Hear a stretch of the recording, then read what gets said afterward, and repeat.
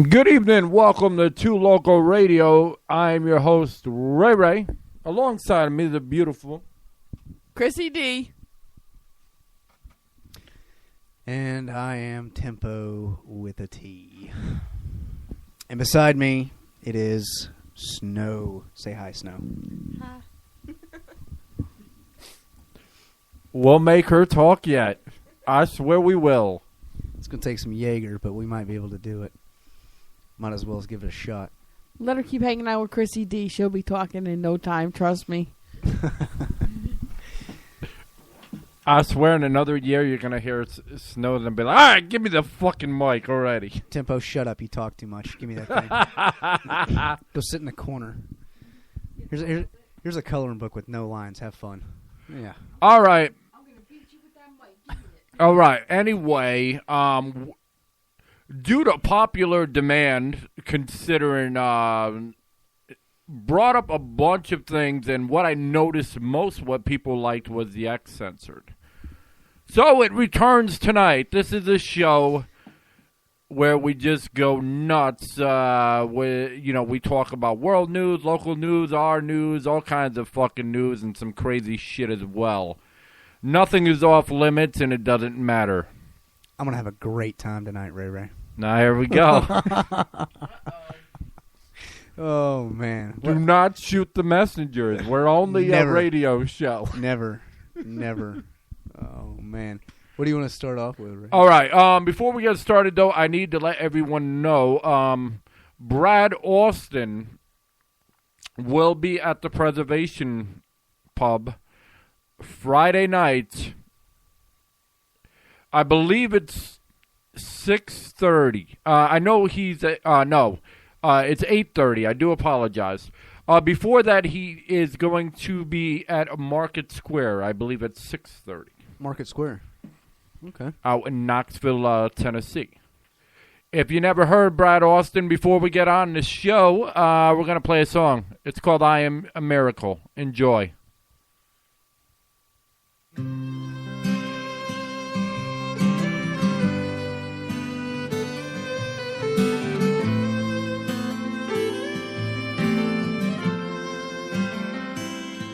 I am a miracle. It's proven every day.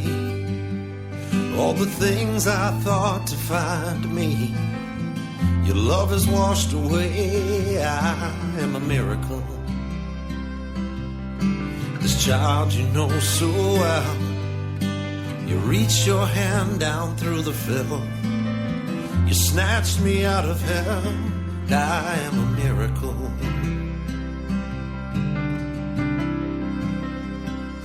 Chains, they bound me. There was no other way. I chased the things of this world. I threw my innocence away. And your light flooded in, wiped the tombstones from my eyes, replaced this heart of stone with flesh, and washed it in your blood. I am a miracle. Proven every day. All the things I thought to find me, your love has washed away. Lord, I am a miracle. This child you know so well, you reached your hand down through the fill, snatched me out of hell, and I am a miracle.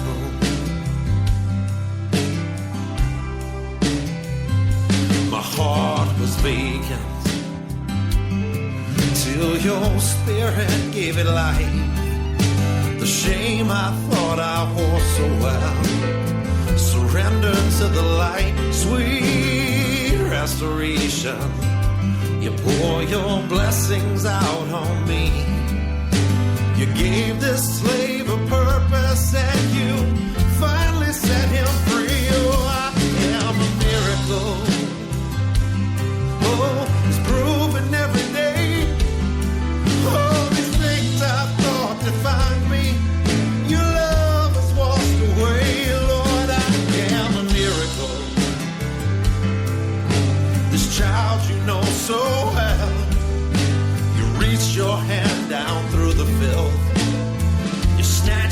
out of hell, and I am a miracle.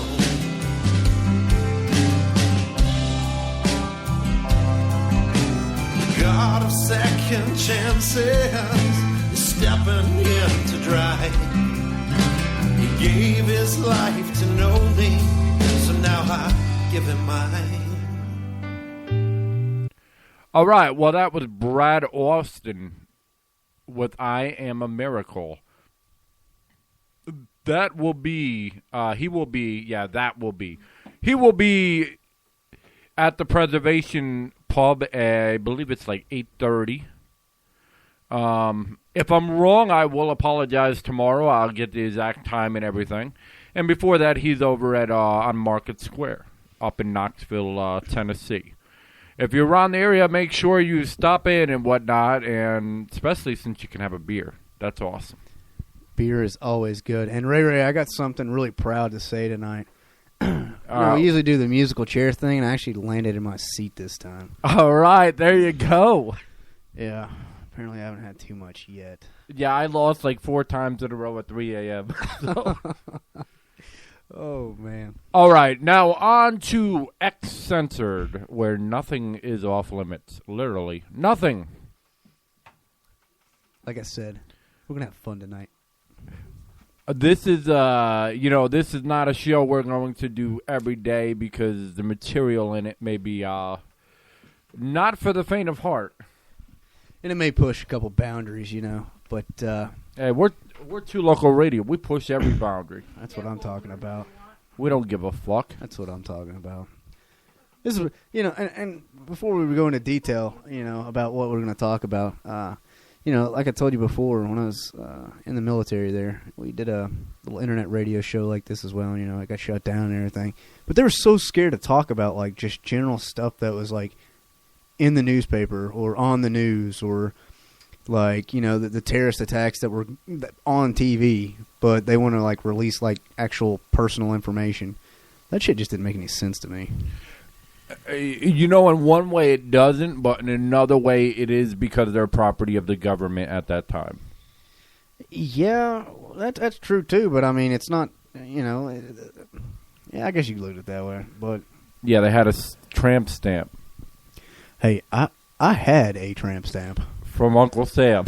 You weren't being serious. No, I don't have a tramp stamp. No, no. No, I don't have one of those things. I don't have a butterfly on my back. No, what? No way. No. What I'm saying though is when you sign that contract, you basically say, well, during that portion of time you are owned. You will abide by every rule that is put down. Yeah, exactly. Yeah, I've seen it. Yeah, unfortunately. But hey, you know what? It was a great time as always. But you want to start off on one there, Ray, or do you want me to just start off, or what? What would you like to do here? I guess I'll start off tonight because I'm a chatterbox anyway. Okay. Here's what I don't get. There's a lady that's fucking around on her dude.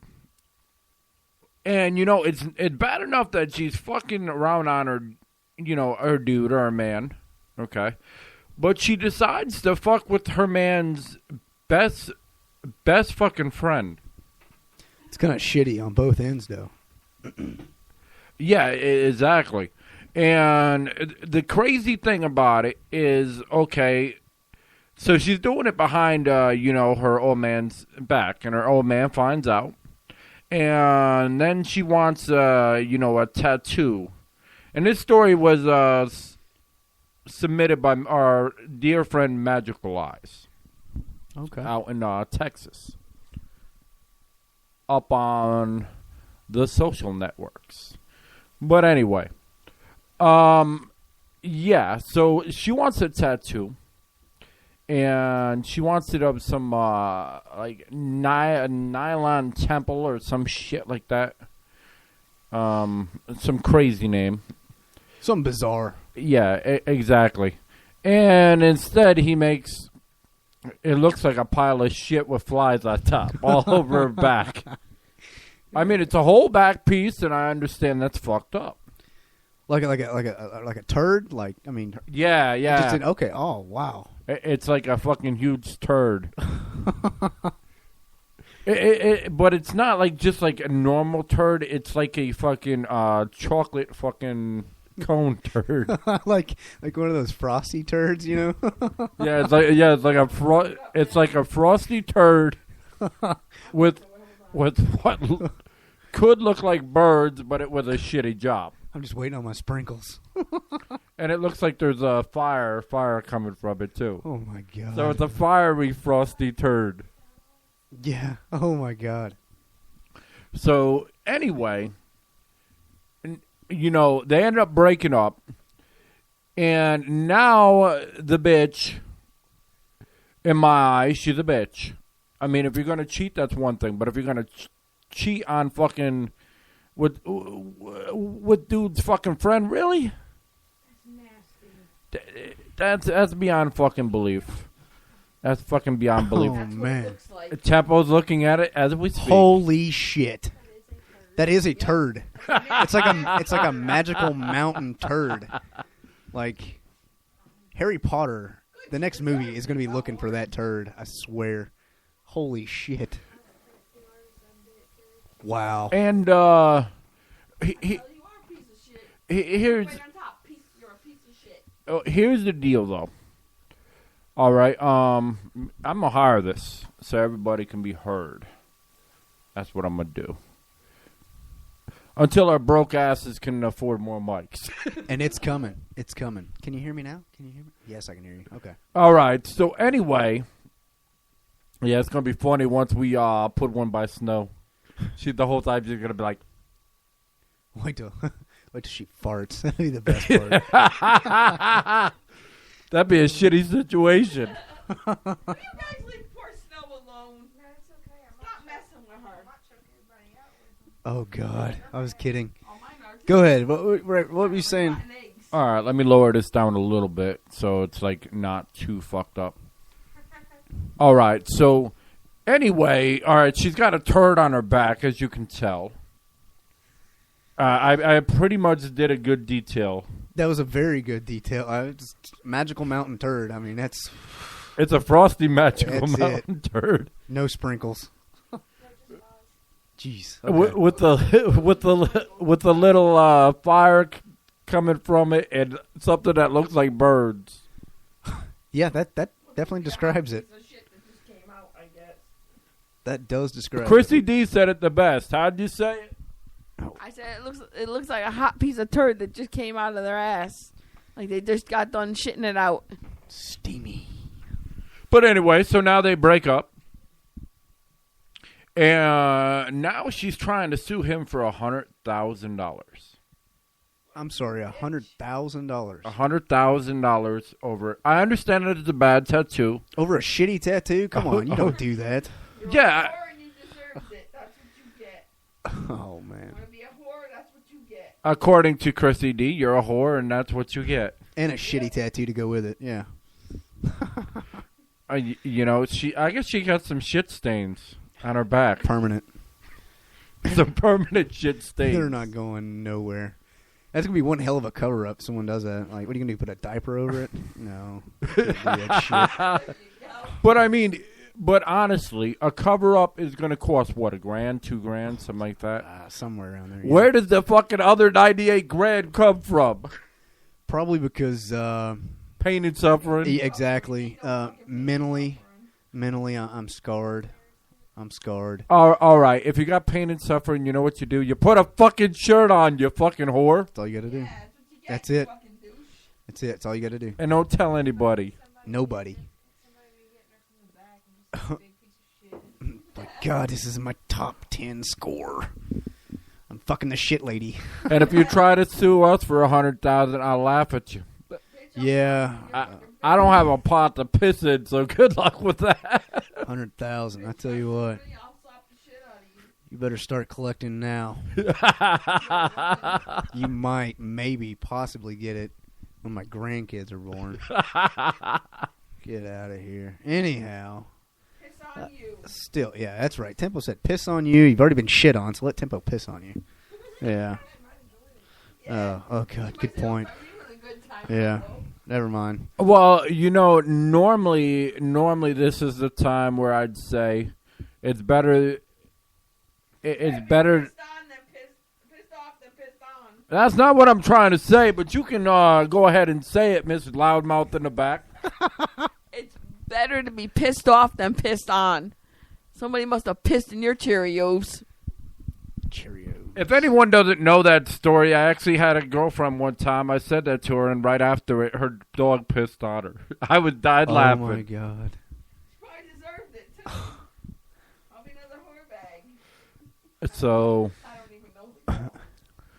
okay, and Mrs. Christy D is like all like 100,000. I can't get over that. Yeah, I can't either. But this is normally where I'll say it's better to have a shitter. No, let me rephrase that. You always have to look at the bright side of the shitter.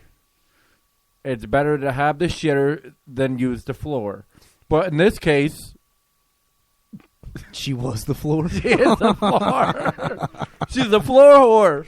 Oh my God, her and the lot lizards Not the damn lot lizard. competing on stage 2. She is a lot lizard.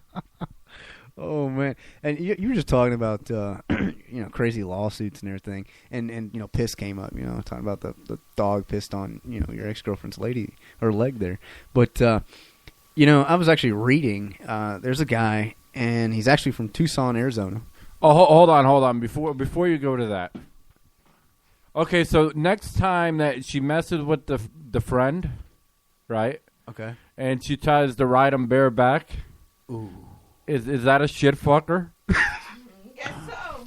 Fudge packing shithead.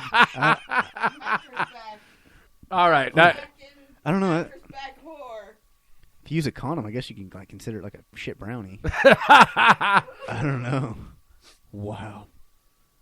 Oh, I don't even want to think about that it would be a great Sunday. Yeah. Wait for the sprinkles. It's coming. Oh God. No. What I was saying was there's a guy in Tucson, Arizona, and I was reading about this just the other day, and talking about crazy lawsuits and stuff. Him and his roommate, they went to college together and everything else, and they both graduated, I believe, with the same degree. All right. Same path and everything else, but they decided, we're just going to try to, get a job here in Tucson, and we'll just split the rent, because even though you graduate, with a degree doesn't mean, you're going to get out making $100,000 instantly. So, one roommate apparently, played a prank, kind of put the shaving cream and everything else in the bed, and the whole feather. Everyone knows this stuff, right? You see where this is going.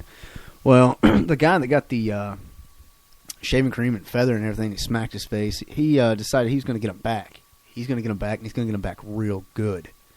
Get him real good. Real good. How good? Real good. Real good.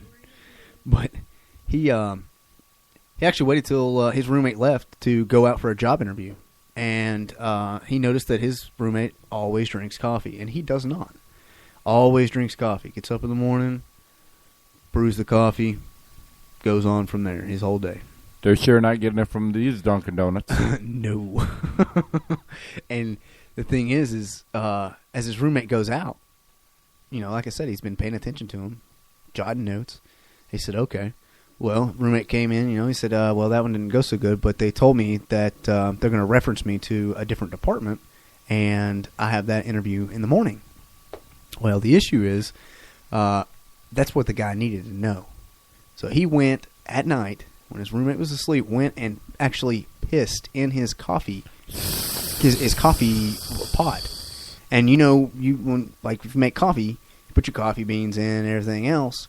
Well, he pissed in the coffee pot, and then he put the beans in the filter and the coffee grounds and everything else, and took the piss, put a cup beneath it so it didn't spill onto the coffee pot itself, put a cup beneath it, and poured the piss into the coffee grounds. And then, it collected what, would come out into the cup. And then he rinsed out the coffee pot and put it back in and put fresh grounds on top. Ah, it's pretty smart. Yeah, and so his roommate, what does he do? He wakes up in the morning, same thing he always does, goes in there and makes his coffee. made half a cup, whatever, put it in, poured it in the water there, started it up, brewing. Yeah, his roommate gets sick, goes to the hospital. Wow. Says he's going to have some food poisoning. They don't know exactly what it is. Well, that's when the dumbass that pissed in it came out and says, "Oh, well, you know what? I got you. I pissed in your coffee pot." And they're actually suing him. Yeah, the roommate that got sick is actually suing him for $27,000 and a new coffee pot. And a new coffee pot. $27,000 and a new coffee pot. And a nude coffee pot? And a new one. A nude one. I want nipples. No, and I and that's just to, start off a show. But I was like, oh my God, there's no way. Like, how far is too far? Like, I believe that's too far. I want to know what sugary piss tastes like. Not really, but... Oh, God, I don't... I've got I don't know how you'd actually describe it, but I don't really get, disgusted at very many things very easily, but the whole shit, condom, sprinkles, and now we're talking about piss cubes. Oh, my God, it's going to make one hell of a latte. Ew. Well, you know what? I actually was watching. It was something like World's Dumbest Criminals, and it showed this guy. He was at work, and he was pissed off at his co-workers, so he pissed in the coffee pot. Actually pissed in the coffee. Oh. Whipped this thing out and pissed in it. Oh. I was like, "Ooh, that's disgusting." Whew. None of them got sick. You said none of them got sick? Not that I know of. I don't know. Oh, my God. 2 girls, 1 cup. Oh, my God. That was disgusting. But I did watch it twice. I did watch it twice. Two girls, 1 cup? Have you seen it? Have you seen this 2 girls, 1 cup? You know what? Let's have Snow tell about that. Yeah. All right. Here, go ahead. Tell us about it. All I know is it's absolutely disgusting. 2 girls shit in 1 cup and eat it. Oh. What Snow is not going into detail about is they do this in a erotic sense. They're passionate. At first they kiss, and you think, oh, wow, this is going to be like one of those lesbian pornos. Awesome, right? And then they start to touch and rub, and next thing you know, they get out a coffee cup. And you're like, oh, God, I wonder what hole that's going to go in, It's like, oh, my God. No, something came out of hole number 2 into the cup, and that went into one of their mouths, and then they spit it on each other. It's bad. Mouths, throwing up, and yeah. Well, I'm glad that we got the Brad Austin over at the Preservation already out of the way. No, it was something else. I don't even think you can get that video anymore. I don't know. Maybe. Oh wow. Okay. All right. If you want to do it, you go to Google and with a G. Yep, with a G, and type in 2 girls, 1 cup, and it should pop up the first link. I'm feeling lucky. No, it's right below the Google search bar. You have search now, and on the other side, like right next to it, says I'm feeling lucky. Click on it instead of hitting search. See, that's the way we get Snow to talk. We start getting her pissed off, and then she wants to. You see what I was telling talk. you? See, she gets that way. That's how it goes. Leave Snow alone. All right. So anyway. Oh man, there was another one that. So is that like a sugary mint flavor? Oh my God. Here we are, like on this topic, and I doubt we're ever going to get off shit. I guess we let some shit for braids right now. And that's S. S starts with an S. Oh man. But no, there was another topic that there was and this just recently happened, just during the spring break period. There was a mother, her husband. Hold that topic 1 second. Okay. Just 1 second. I don't mean to cut you No, off. you're good. You're good. Just to rewind to the beginning topic that we talked about. If that girl is to win that 100,000, what I would do is I'd wrap $100,000, right, in a toilet paper and cover it with shits and throw it on her lawn. Like multiple, like different kinds of shit. Like you go and collect like cat shit, dog shit, Yeah, cow there shit, you go. moose shit. Like you go to a pool, There you go. You got your $100,000. some shitty money. That's a shitty situation. Take it. You don't want it? Nah, I'll take it. Why not? Money spins, doesn't matter. We'll be. Wash the shit off and put it in the washing machine. I'll wash that shit off. Now I got free money. We'll be hosing that shit. And you can't do nothing about it. Oh my god. All right, now back to where Tempo was speaking. Oh yeah. Talking about the spring break deal. It was a mother, her husband, of course, and their two children. They had a boy and a girl. The boy was, I believe, 9, and the girl was 7. And the father was actually down on a business trip, so it kind of worked out pretty well. You know, they went down for the beach and everything. And so as he's out, you know, doing his business or whatnot with his company, she's out, you know, went to the beach and everything else with the kids and you know, supposed to have a great time.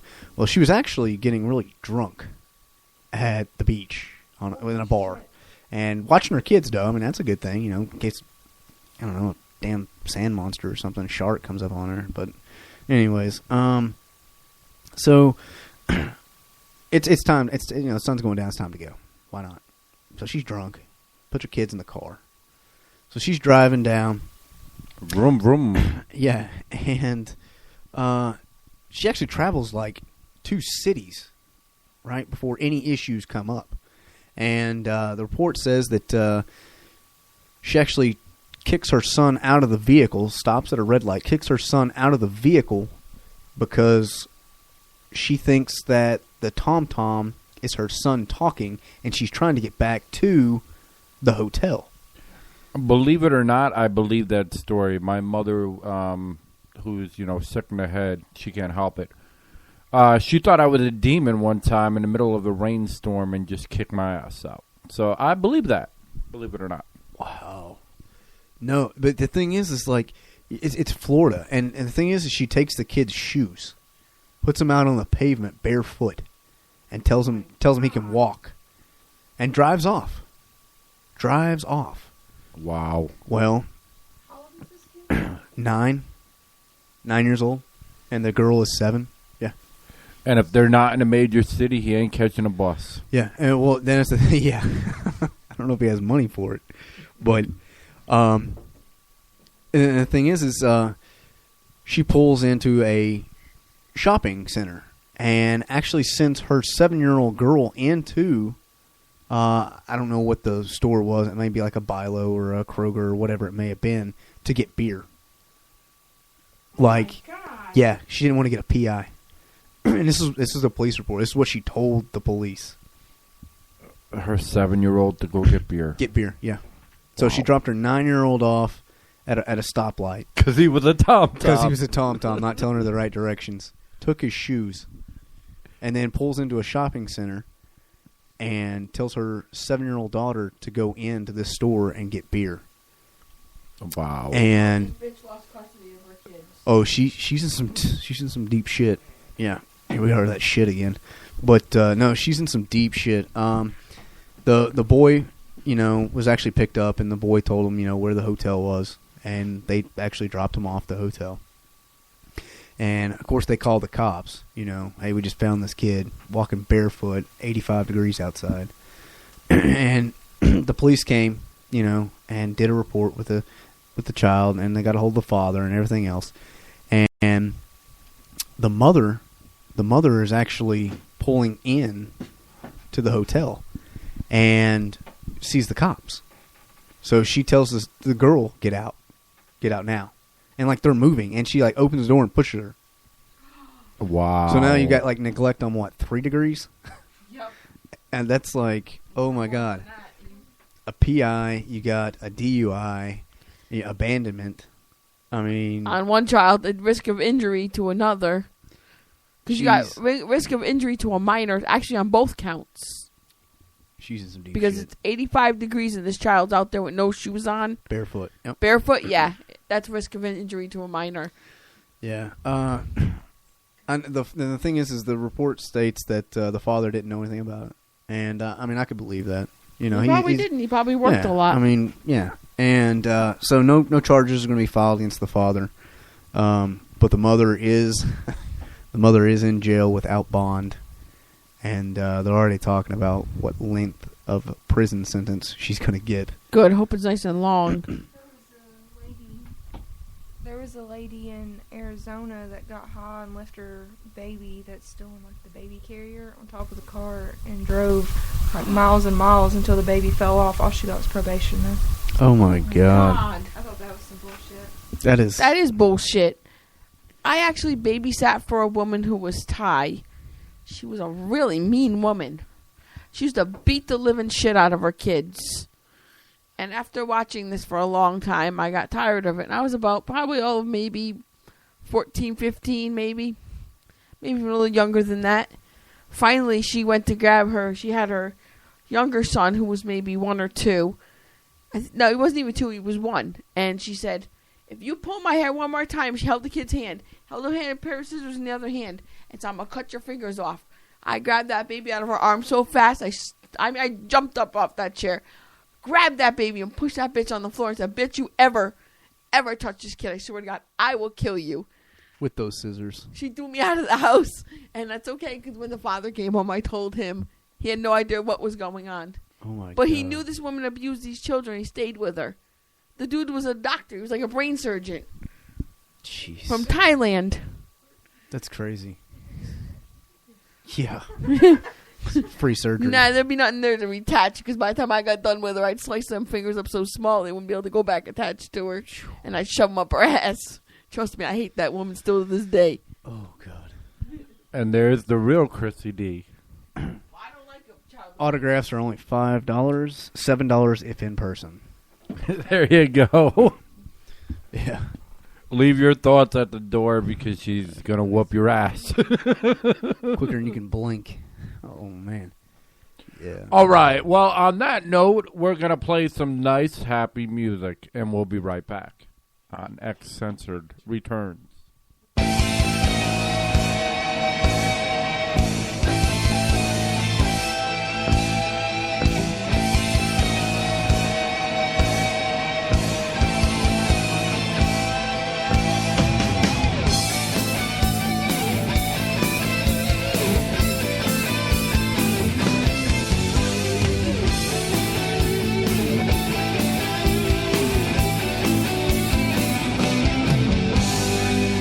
Darkness is rising, mankind is laid to bare. There's an evil drifting through the air. Can you see it coming? The sun has turned to black. You sold your soul, there's no turning back. What's in worth the money? What's in worth the fame? Just to be somebody willing to play the game.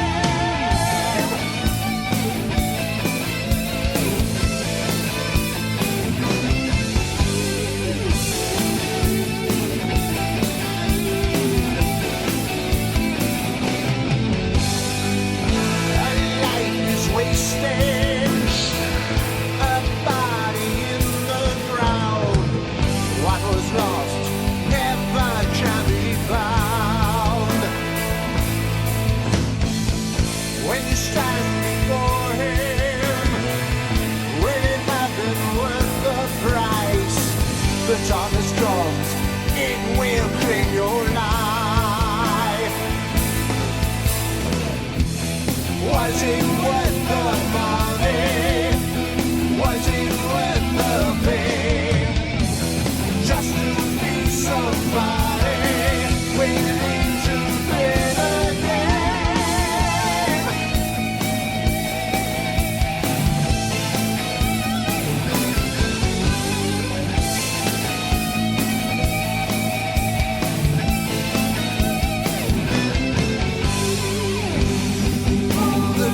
just from your eyes. Don't be changing in my eyes. If you listen to the Lord of Flies, oh, he's going to burn you.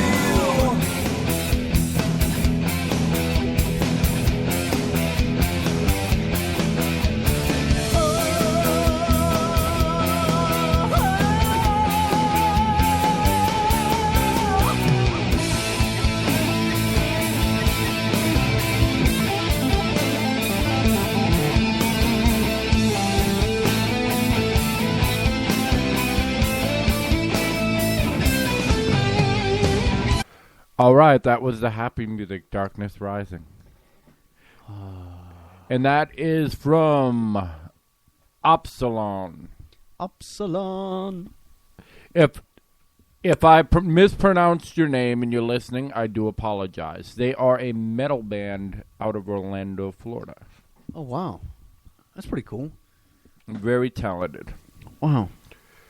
They will be on Too Local at some point. But that's not today, because I just wanted to say before we continue this show that fucking lighter pissed me off. We were on the fucking break playing with this fucking purple fucking lighter. For one, I don't like the fucking color purple. What's really bad is you got two of them, so you don't know which one's good and which Yeah, one's bad. exactly. So here I am. I'm going to throw it across the fucking room and shit. And Chrissy D wants to speak. And of course, we hand it over to Snow, and she fixes it. So now he's got a pinkish purple lighter and a purple lighter. So that's real feminine. I don't know why these people insist on giving my husband a purple or a purplish pink lighter. He's not queer. Purple and purplish pink is the new yellow. And then I got this fucking purple mouse by me. What the fuck?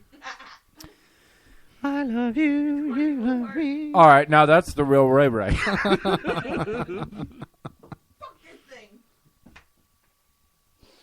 How the fuck did I get a better light by me? I'm just drinking. You don't remember? Yeah, I don't remember. I gave you 3 roofies and told you to drink this. Fuck you, motherfucker. Let me know when you want to go camping. Yeah, did you piss in the bottle? Oh, Yep, man. he did. Oh, Told man. me so.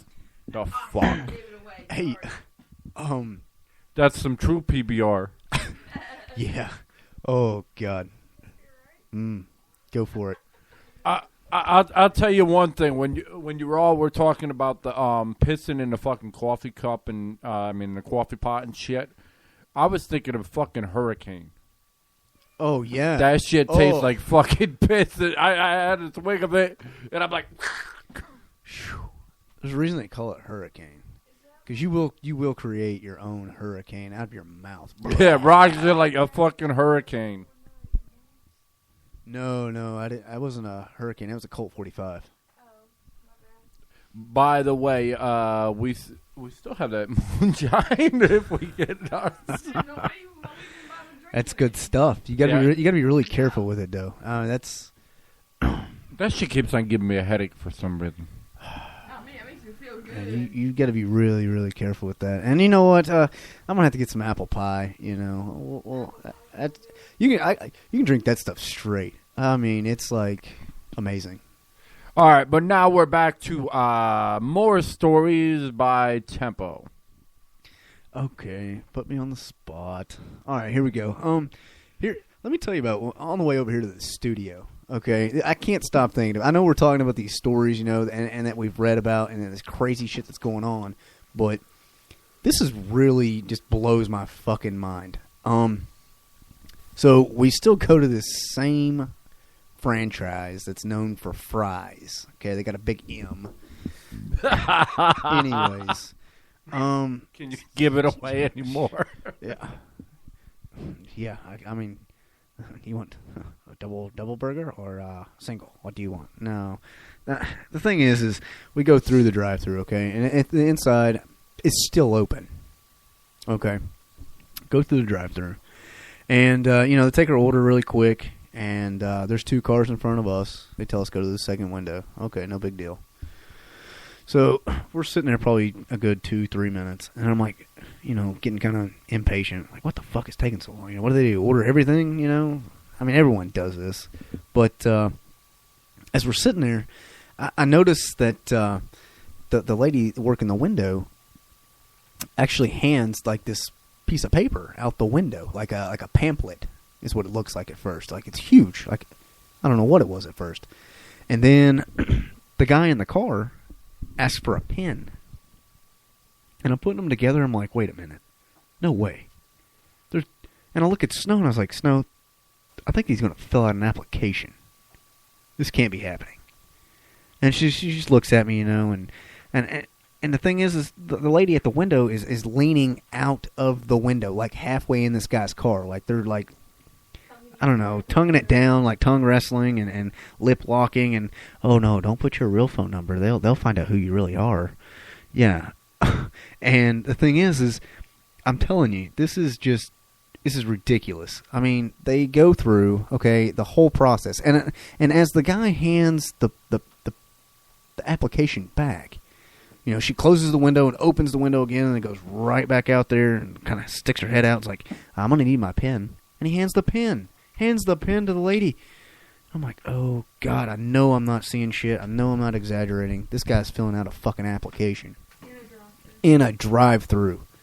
Now, the thing is, I'm like, okay, he's going to drive off. No, the bad part is, she goes and gets a fucking manager. A manager comes to the window, and there's another person behind me. So now we got 4 fucking cars, so this dumbass can fill out his application through a drive-through and get an interview at the same fucking time. No way. And finally, they break off, whatever, and he pulls off. No food, no drinks, no napkins, no straws, no ketchup, mayonnaise, nothing. Nothing was handed to this fucker. Okay? Well, we get up there. Car in front of us leaves. We get up there, and we got a sweet tea. I'm like, okay. So we get the sweet tea. She hands me my card back. And I look at her and ask her, I say, does this happen often? And they just look at me. Snow's just tapping me on the legs. Oh, fuck, I'm not going to get into it. All right, we got to get to the studio. So we drive off. And I'm sitting there, and I can't stop thinking about it. I'm driving, and it's just like, who the fuck does this? Are you that lazy to walk in? But then again, I look at it the other way. I'm like, is this what, like, employers want? Do they want people to go through the drive-thru and drop off their fucking application? Is that so it's not, like, taking up too much of their time? Oh, my God. Like, I don't even know how to explain it. Like, that's just... Yeah, it's absolutely pure nuts. Fucking laziness. That's lazy motherfucker. And it's like, yes, I will hire you. You came through the drive-thru. Mm-hmm. Yes, I remember you. Oh, I can count on you always being on your shift. No, he's too fucking lazy to come in. No, get the fuck out of here. Piss on you. All right, so I'm going to talk about something that's really fucking getting on my fucking nerves because I'm seeing a fucking pattern. I'm not going to say who this is from, but I'm going to say that I've seen this and it really sickens me. First off, let me explain. We had a medical issue the other day with Nick. And they took care of us. But it was something minor. It wasn't really minor, is due to, breathing and everything. So it is major. But it's not like a life or death situation. Well, could be if it gets serious. Well, yeah, if he didn't have anything and he was hyperventilating and they didn't do anything, yeah. And I'm glad that, hospital cares. Okay? Big shouts out to hospital around here. But here's what I'm not understanding. This is the second incident in a fucking week where they don't give a fuck. Okay? This was quoted. I'm not going to say who quoted this. Because, frankly, it ain't nobody's business. None, no. But it says, I'm never going to this hospital again. I asked for only non-narcotic pain reliever and got nothing at all and got diagnosed with an allergy that I don't have. and was told to follow up with my primary care provider, except the primary care provider that they told me to call was a doctor I've never heard of, even though I gave them my doctor's name and phone number. How the fuck does that make any sense? A loop. That's it. That's the only thing I can come up with. You know, this is the second fucking incident. I'm going to go to the other one in one moment. I don't know. Like, maybe they got, like, certain doctors that they want, but it still wouldn't make any sense if that person gave them, you know, their doctor and the doctor's number and everything else. I don't know. It's just, I don't know how to explain. I don't even know how to, like, start on that. That'd be... I mean, it's just really pissing me off that people are fucking paying, you know, for this fucking tax.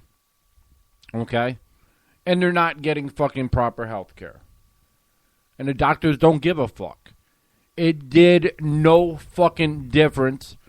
It's basically, you know, in my eyes, all this fucking did was, okay, if you're going to the emergency for a routine visit, or if you're having chest pains or, you know, breathing problems, they're willing to help.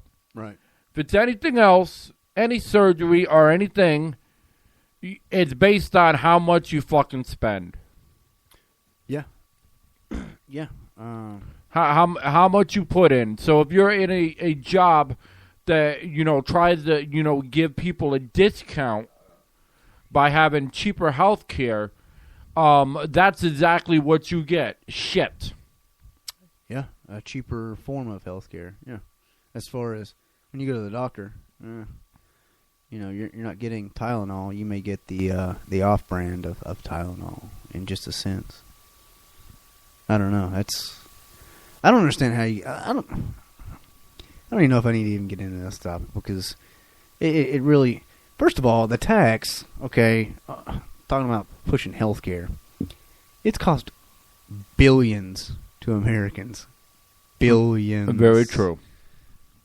That's with a B. Billions. You know, here's the thing. Everyone knows America's in debt, and we keep going in debt by the millions every second. Very true. Or supposedly, anyway. Supposedly, right? This is the national debt. We will never fucking know if it's true or not. Never.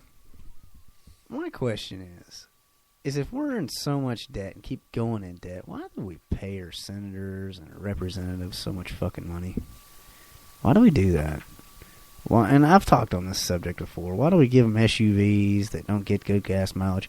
First of all, put them in an American-made vehicle, not a vehicle that has an American name that was made in Mexico. No, one that was made in America. If you're going to help, if you're going to try to help America, if you're going to do your duty and be like, you know what, I'm going to support the local ice cream shop versus, you know, some name brand, you know, ice cream shop, spend the extra 25 cents for the cone. I mean, if you really want to help them and you can do so, it's not going to cut into your budget, then do so. You know, I try, you know, here I am talking about it. I try to buy, you know, as many American-made goods as I can. But, I mean, it's to a limit, you know, like tires. That's a big thing. You get all American-made tires, they're going to cost you like $450 a tire. Very true. You know, and I mean, I don't think I could spend, you know, that kind of money on a tire.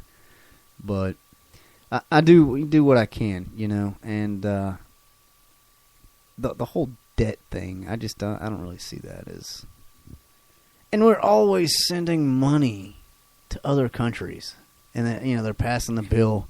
Well, we're going to send $400 million over here to this because this happened. How about you send $400 million to, like, Detroit? Can you help that city out? Like, can you do that? No, we can't do that. No. And that $400 million doesn't come off the deficit. No, it goes on it. So, oh well. I guess that's just how it goes. Unfortunately, I can't find... I'm looking for the other the other story, and I'm not able to find it because I'm too lazy to look under where I need to look. But the gist of it, with what happened was another friend of mine went to the doctors on Friday, and they had a major thing wrong with her, and they refused to let her stay over because her health care didn't cover it. And she was told to go see her primary doctor on Monday, even though she was in severe pain. That's ridiculous. And they didn't give a fuck. No, they don't. I hate to tell you, but they don't. And talk about helping other people. What about when New Jersey had their, when they had that big storm and New Jersey was like blown away, basically. It was destroyed. Nobody would help send money to New Jersey to help all those people. And they were, you know what I'm saying? They really needed it. The boardwalk was destroyed. The beautiful shops that were on the boardwalk were destroyed. A bunch of rides and stuff were destroyed. People's houses. People had no food, no clean water, no nothing. But nobody from anywhere seemed to care and go to to New Jersey and help them. Now, what about them? Why couldn't anybody help them when they went through their shit? Well, here's the shitty thing. Clean up your own backyard before you go clean up everybody else's. Here's the shitty thing. And we're going to talk about on that, and we're going to get a little real here. Explain to me why you have a fucking storm, and, there was one person, one billionaire talking shit about, somebody that, runs things or whatever. Uh-huh. Okay, I'm following you. Go ahead. And the fucking storm goes right to his fucking area. How the fuck is that possible?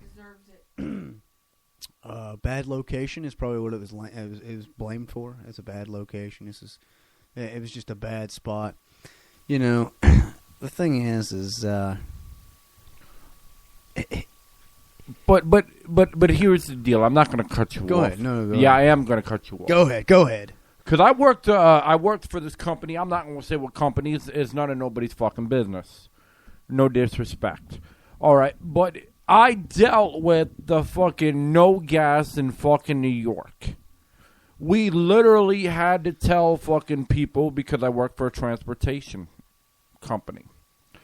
We had to tell people that there were no fucking gas to get to their fucking appointments.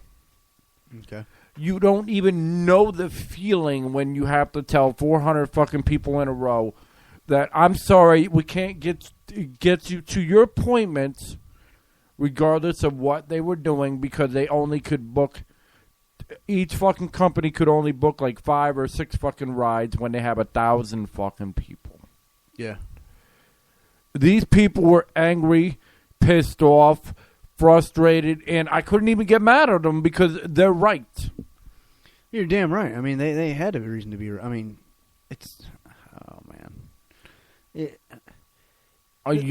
They had but there was no fucking gas. There was nothing that these companies could do because they had no fucking way to get to them. Right. Yeah. The hurricane came through. Yeah, the big old fucking hurricane that came through 2 years in a row at the same fucking time. Yep. Explain how that's possible. Like I said, they're going to blame it on bad location, but, the thing is just, and this is something else, in like the early 1900s and even the late 1880s and 90s, there was people that would travel, and they were known as like the rainmakers, okay?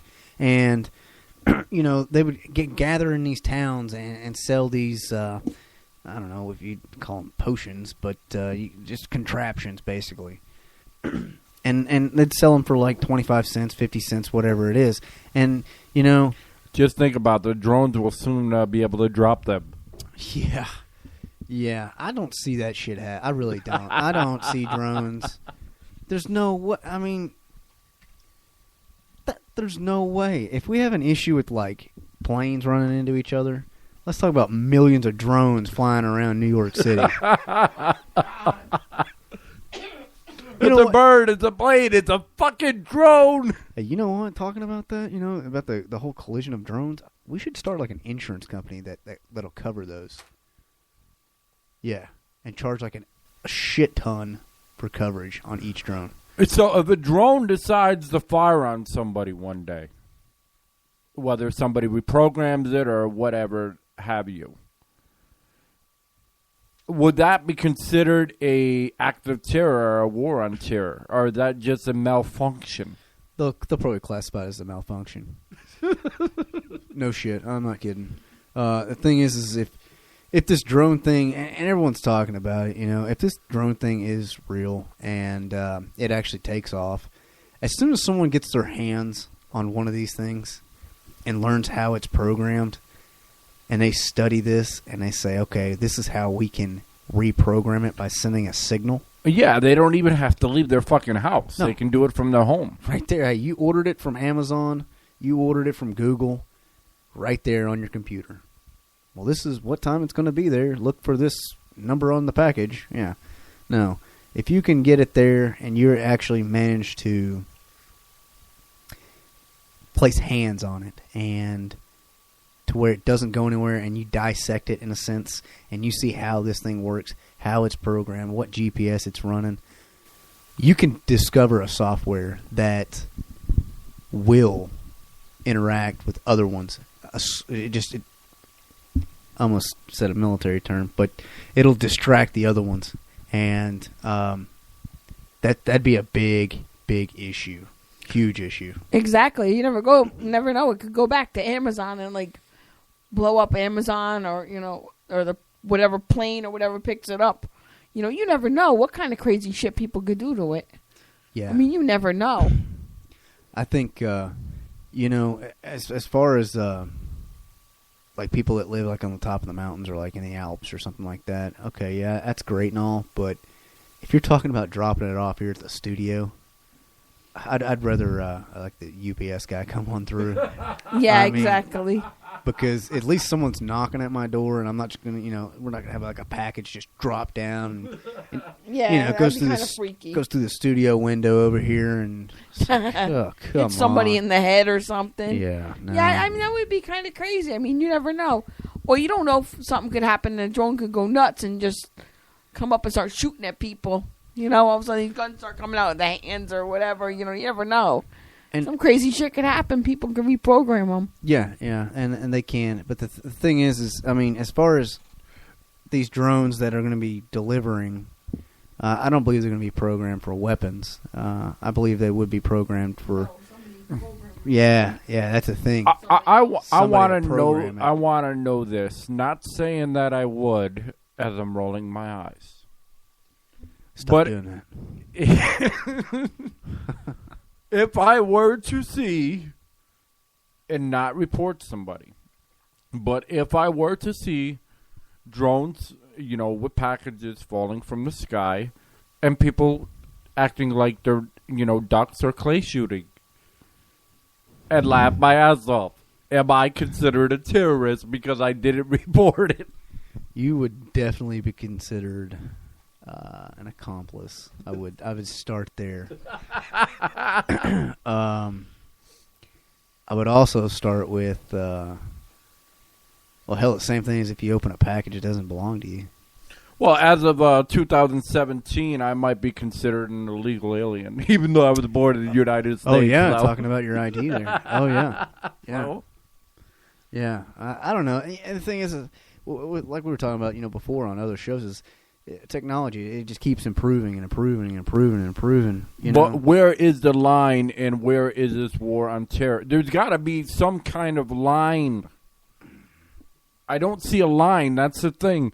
If I accidentally download a fucking CD from the internet, okay, from I think it's an audio book. You know how they give away them free audio books. I'm not doing an audio book plug. I'm just saying. Right. And instead of an audio book, it happens to be a music CD, so to speak. Yeah, now you're a thief. That's what they're Am I now a thief? Am I now a terrorist? I want to know where the fucking line is drawn. I would because if it's that line, that's a Hitler line to me. Yeah, I would say, and this is my personal opinion. As far as a criminal and a terrorist, I know that terrorists try to inflict as much pain to as many people at one time. And a thief may go in and, hold up a liquor store for $40 and shoot the person, But then again, yeah, and this is the thing. You can do certain things to like government property, okay? And then if you were to go do that to like public property, so for instance, if you were to go vandalize, we'll say, I don't know, a police car, but if you were to go vandalize your neighbor's car, those are two different like categories as far as charges go, by far. And it's government property. Well, the thing is your taxes pay for it. Okay, I understand I did wrong. I'm busted. You got me. I wrote, pig or whatever it may, whatever it may be. I smell bacon. But the thing is I don't understand what justifies the fork in the road, if you will. This is where you're going for here, and this is where you're going for here. Yeah. It reminds me of when I was born out in Long Beach, California. And when I went back to Long Beach, California, when I was like 8 years old, I was walking down the road, and I seen across the street, I seen a cop come by. And this is a true story, by the way. And I heard this dude yell, "Long Beach sucks." The cop turned around and he beat the fuck out of the dude. Wow. Yeah, Yeah, where is the line in the sand? Where is the line? Yeah. Talking about people yelling stuff out. For all the viewers and listeners and everything else out there, if you were to go to Virginia Beach, Virginia, you will see these signs that have these weird characters, like the at, and the pound, and the exclamation, a comma, and a dash. And it's got like a no smoking, it's got the round and has the dash through it and has these little symbols in it. That stands for no cursing, no cussing. You're not allowed to do that. They will write you a ticket. I have been written a ticket for saying the word fuck. Well, as I explained before, I was on, Facebook, and, I was looking on Facebook. I was doing, these state things, right? What state are you? A little fucking test. Mm-hmm. And it told me I'm fucking New Jersey. Out of all fucking states, New Jersey. Oh, God. Right? And I'm like, well, I can't be fucking New Jersey because I can't even smoke in my fucking car. Yeah. How the fuck is a smoker like me going to last in Jersey? I can't believe... when you first told me that, it's like, a real law. Come down here and try that shit. No way. We'll invite you into a car to smoke. That way we lure you into the same shit you're trying to get us with. Well, I mean, if they ever got away with the smoke, no smoking in the car, then they'd also have to outlaw the dipping in the car because dipping is another form of smoking. Yeah. And what about the electric cigarettes, electronic cigarettes? They still got the nicotine in them. And I know several places that even though it's not a cigarette, you're not lighting it, it's supposedly vapors. Vapor, yeah. Okay, you still can't smoke one of those in a restaurant. Nope. Oh, doesn't anybody think of the effects? This is a good topic to speak on because I don't think you're going to hear it anywhere but here. Okay, am I right or am I wrong? If you play with the microwave too much, you can get cancer, correct? Radiation poisoning, That's correct? what they say, yeah. If you're playing with something with vapors, right, that is run the same fucking way, can't you get cancer? Yeah. Can't you get radiation poison? Yeah, two sides to that right there.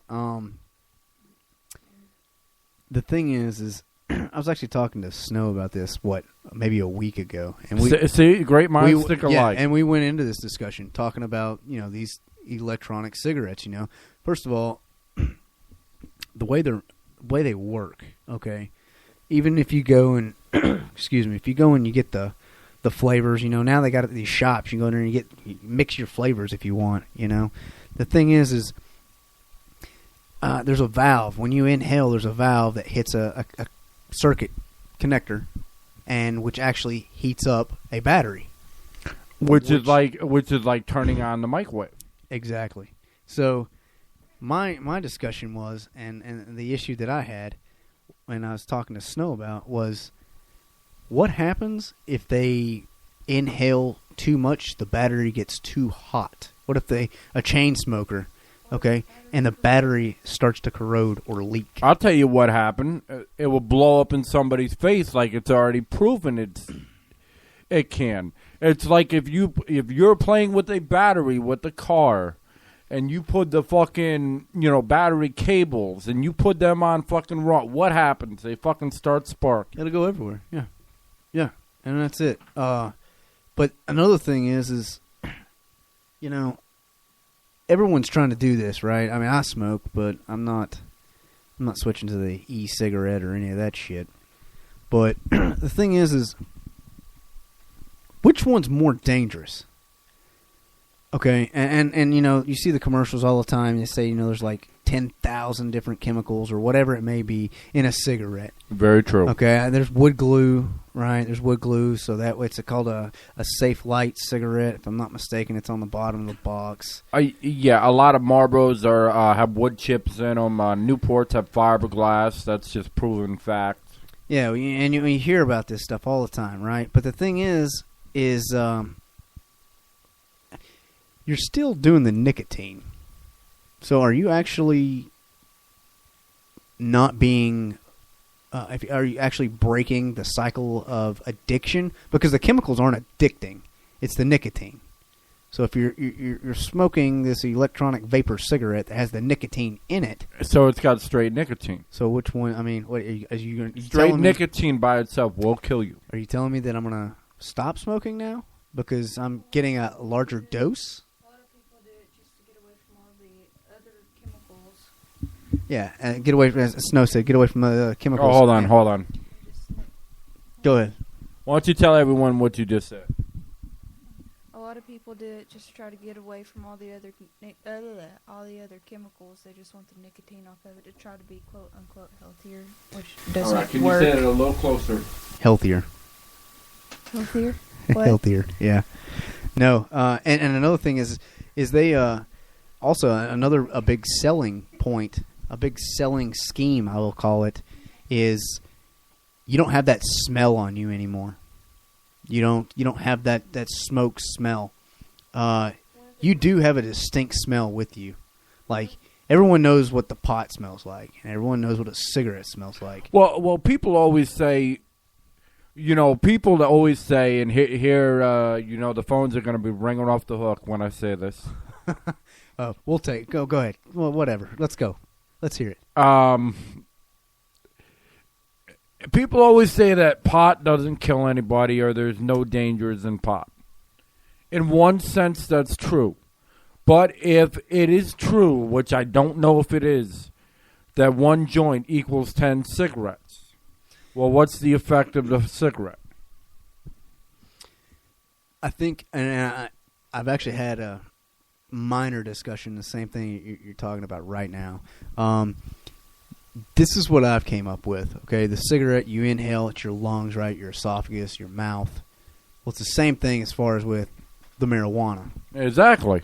So you're still getting, the, I wouldn't say tar, I would say, the THC, but the blockage, in lack of terms. As far as like when you inhale, it's still the smoke. Okay, you're still getting that smoke, the carbon dioxide. You're still getting all of this nasty stuff, right? But the difference, I would say, between cigarettes and marijuana is strictly marijuana.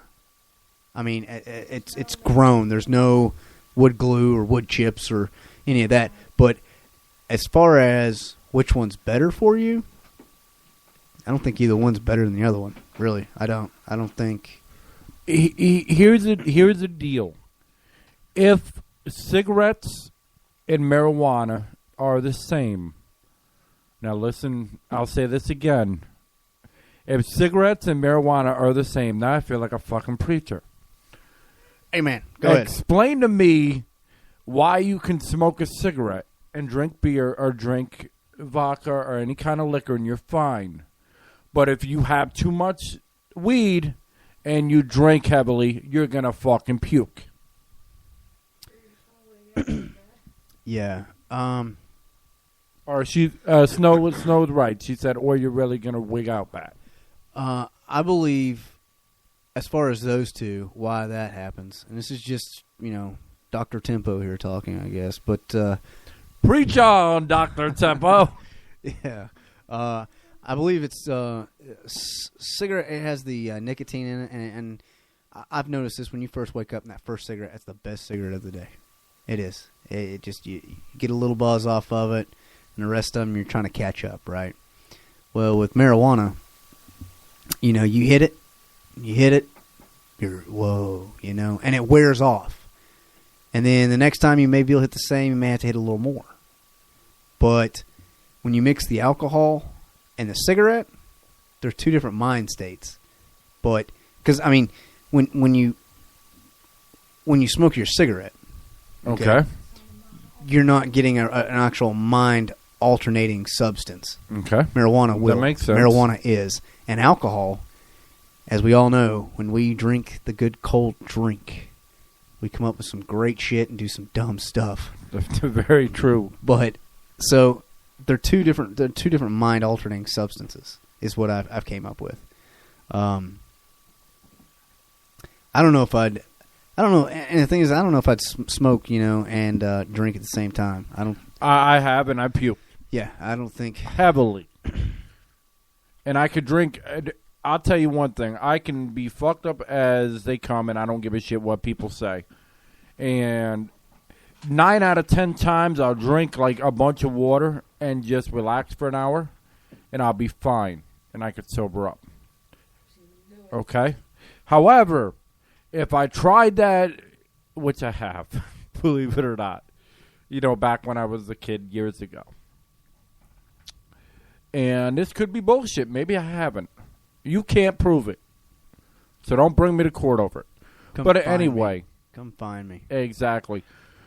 But, if you smoke and you drink water, it doesn't do shit. Water just kind of hot enough that it'll go away slightly. Hold on. What'd you say? Snow does have a good point. I said the water just helps the cotton mouth go away slightly. Slightly, that's it. Yeah. And then 3 minutes later, it's like, I gotta have more water. That's like, the other. That's drinking. That's like acid. Oh God. Yeah, that's what I'm saying. But here's my point. For those that, are on the electric kick and that are saying, okay, well, cigarettes are bad, but electric cigarettes are cool or whatever. The end thing, because you can't smell them and whatever else. Okay? Right. If I'm going to die 40 years from now, or 5 minutes. Either way it goes. Oh, hold on. But my point is, if I'm going to die 40 years from now from cigarettes, which I could die in 20 years from now for cigarettes, that's not my point. Why would I want to die sooner from the electric cigarettes? Because not only am I inhaling pure nicotine as much as I want, once again, inhaling pure nicotine as much as I want while playing with a microwave. They say 1 + 1 = 2, but those two just don't add up. I wouldn't do that. I really would not do that. And they say, talking about, microwaves and it's cancer and everything. You're basically putting one of them old radios in the tub. Yeah, when it's plugged up. There you go. Yeah. Yeah. Yeah. She got the blue, the electric cigarette. Oh, God. They're disposable. It doesn't have a battery. It doesn't have a battery in it, and you don't push a button. You just inhale. Like, it's not rechargeable or nothing. It does have a battery in it. That's how it lights up. Oh, yeah, it does. It does light up. It does have a battery in it. It's got 2 watch batteries in it. See, that's the thing. It's all about replacing something. It's like, okay, yeah, well, if I ain't got a cigarette, well, yeah, I'm going to use this electronic cigarette. And that's wonderful. You're going to use an electronic cigarette. But if you don't use basic science into your fucking principles, you're really fucked. I don't understand. I mean, that's why school's so fucking important. And, I tell, next school is important. Because you need to know your fucking science. If you don't, you'll be fucked. You're basically replacing one addiction for another. That's going to kill you even faster. Yeah, it will. But, and here it goes, and I'm sure some of the listeners and viewers and everything else is saying, well, I don't really agree with Ray. I see it the other way. And, I mean, that's every story has 2 sides. Every story will have 2 sides. But the thing is look back at the cell phones. They're saying, well, you use the cell phones a lot. That can cause brain cancer. And it will. That's what they say. Well, the thing is hell, I know people that won't get off their damn phone. And they ain't got nothing wrong with them. Nothing. Oh, very, very true. So, however, Chrissy D, why don't you share the story about your family and you when it comes to the sun? Because years ago, they didn't have a thing called, cancer from, bathing and all that. Remember? Oh, yeah. My son's father, biological father, his brother he had worked in different fields outside. One was like a cranberry field and things like that when he was younger. Him and my son's father used to work in different fields like that. And they work outside all the time, and he would never wear a hat or any protective gear for his head. He ended up actually with cancer, skin cancer, along the top of his forehead. And they literally had to cut, when I say cut, I mean cut deep down into his head to get all that cancer out. And so far, for years and years later, he was cured, as they thought. And he was doing fine. Then all of a sudden, just a couple years ago, he died of cancer. Tell me how weird is that? Yeah, it's pretty fucked up. It's crazy. But to go beyond, explain how many people you knew that, would actually go out tanning and what would happen to them compared to what's happened to you that chose not to. Well, my mother always used to tan when I was younger. And she used to always yell at me, Chris, you need to come out in the sun. You need to sit out in the sun more. Ba, ba, ba, ba, ba. I'm like, no. I don't want a wrinkle when I get older. I'm 44. I'll be 45 in October. I'm proud of my age. I don't even care. And you know what? I don't look it. Why? Because I never went out tanning. My skin's not wrinkled. I have no marks on me from tanning too much. And I know a woman that's in her 30s, and that's all she does is tan and tan and tan. And, well, yeah, her skin's probably going to look like leather by the time she's in her 40s. I mean, I know a lot of people that have had problems with skin problems because of being out in the sun too much. Yeah. Yep. I can't go out in the sun that often, that long. I mean, I could because I'll tan because I'm Italian, but I try not to because, like I said, I don't want to look like I'm 50 when I'm in my 30s. You know what I'm saying? Yeah. No way. So putting common sense to all those that disagree, I just stated. Okay, we just stated, if you go in the sun too long, which is the heat, it causes radiation, which causes cancer. Yep. If you play with the microwave too long, you're going to get cancer. So what do you think you're going to do when you put it in your lungs? Exactly. Might as well just smoke a cigarette. I mean, fight that argument. Hey, that's a good one there. Yeah, I mean, I also know a bunch of people that all lived along the same street, okay? These people all lived along the same street. Now, of this street, there was maybe, I want to say 20 houses, let's say. And of those 20 houses, at least 5 people ended up with cancer. They all died of cancer. My mother's friend Tema died of cancer. My landlord's wife had cancer and survived it, I believe. And her and his brother's wife, who didn't live on I don't think she lived on the street. I don't remember. But anyways, she ended up dying of cancer. This other woman that lived on the street died of cancer. I'm like, what the heck? All these people within the same street. I don't know if it was the water or they all just tanned too much. I don't know, but they all ended up dying of cancer. How freaky is that? That is something. And, listen to, that story you were just talking about. The thing is, as I was listening, it kind of brought up this memory that I've had and a topic that I brought up when I was in the service. All right, preach, Mr. Tempo, preach. It's coming. And I want to pass around that offering plate. I don't want no 1s, no 5s, no 10s. 20, 20, 20 or more. 20, 20, 20. Yeah. No. Through 100. You're good. You're good. This is the thing. What kind of gets me is why is it that certain things tend to break out in rural areas? Let's look at like the mad cow disease, okay? Let's just take this just into perspective. Mm-hmm. Okay, this one cow got what they call mad cow disease. Right. And to knowledge, it has never existed before.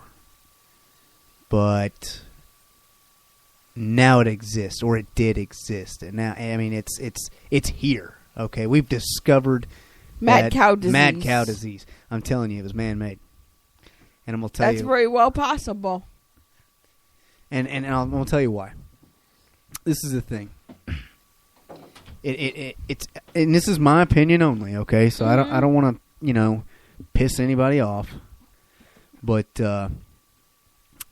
Actually, I don't care if I piss you off or not. That's just tempo. But anyways, if it wasn't man-made... It's just a little too convenient how it just kind of showed up.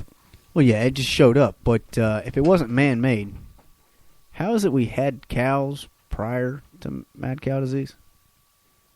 How come they're not... Exactly. How come they're not distinct? How come they're not, gone? There's no way. There's no way. And the argument was, well, like I say, I had this when I was in the service. I had this argument with, one of the service members I was with, and the argument was, well, they evolved from it. They've evolved. They've adapted, and it's part of their genes. They don't need it. Kind of like children now, that are born. Some of them aren't born with wisdom teeth. They don't have them. Well, my argument with that is if it's in their genes. How come it came back up? How come they suffer through it? How come, I know you're being serious, but that sounded perverted. Oh, man. We are on the Censored returns. Oh. But no, the thing, I don't understand it. And if you look at coal mining towns. Here's another one for you. Look at these coal mining towns. Okay? They go into these rural areas. It's just nobody's there. People of the mountains. And that's a show. That's something else. If you're on YouTube, type this in, Children of the Mountains, and watch it. It's like a 7-part show. But watch that. And watch what these people go through. Watch what these children are going through. And it goes into, pills and alcohol and their parents. And just watch it. I'm not going to spoil it, but it's a really good one. I've actually watched it several times. But if you look at these mining towns, as soon as they're done, as soon as these big companies come in and they've hit all they can hit, the government says you can't have any more. Wow. They leave. So then what are these people going to do?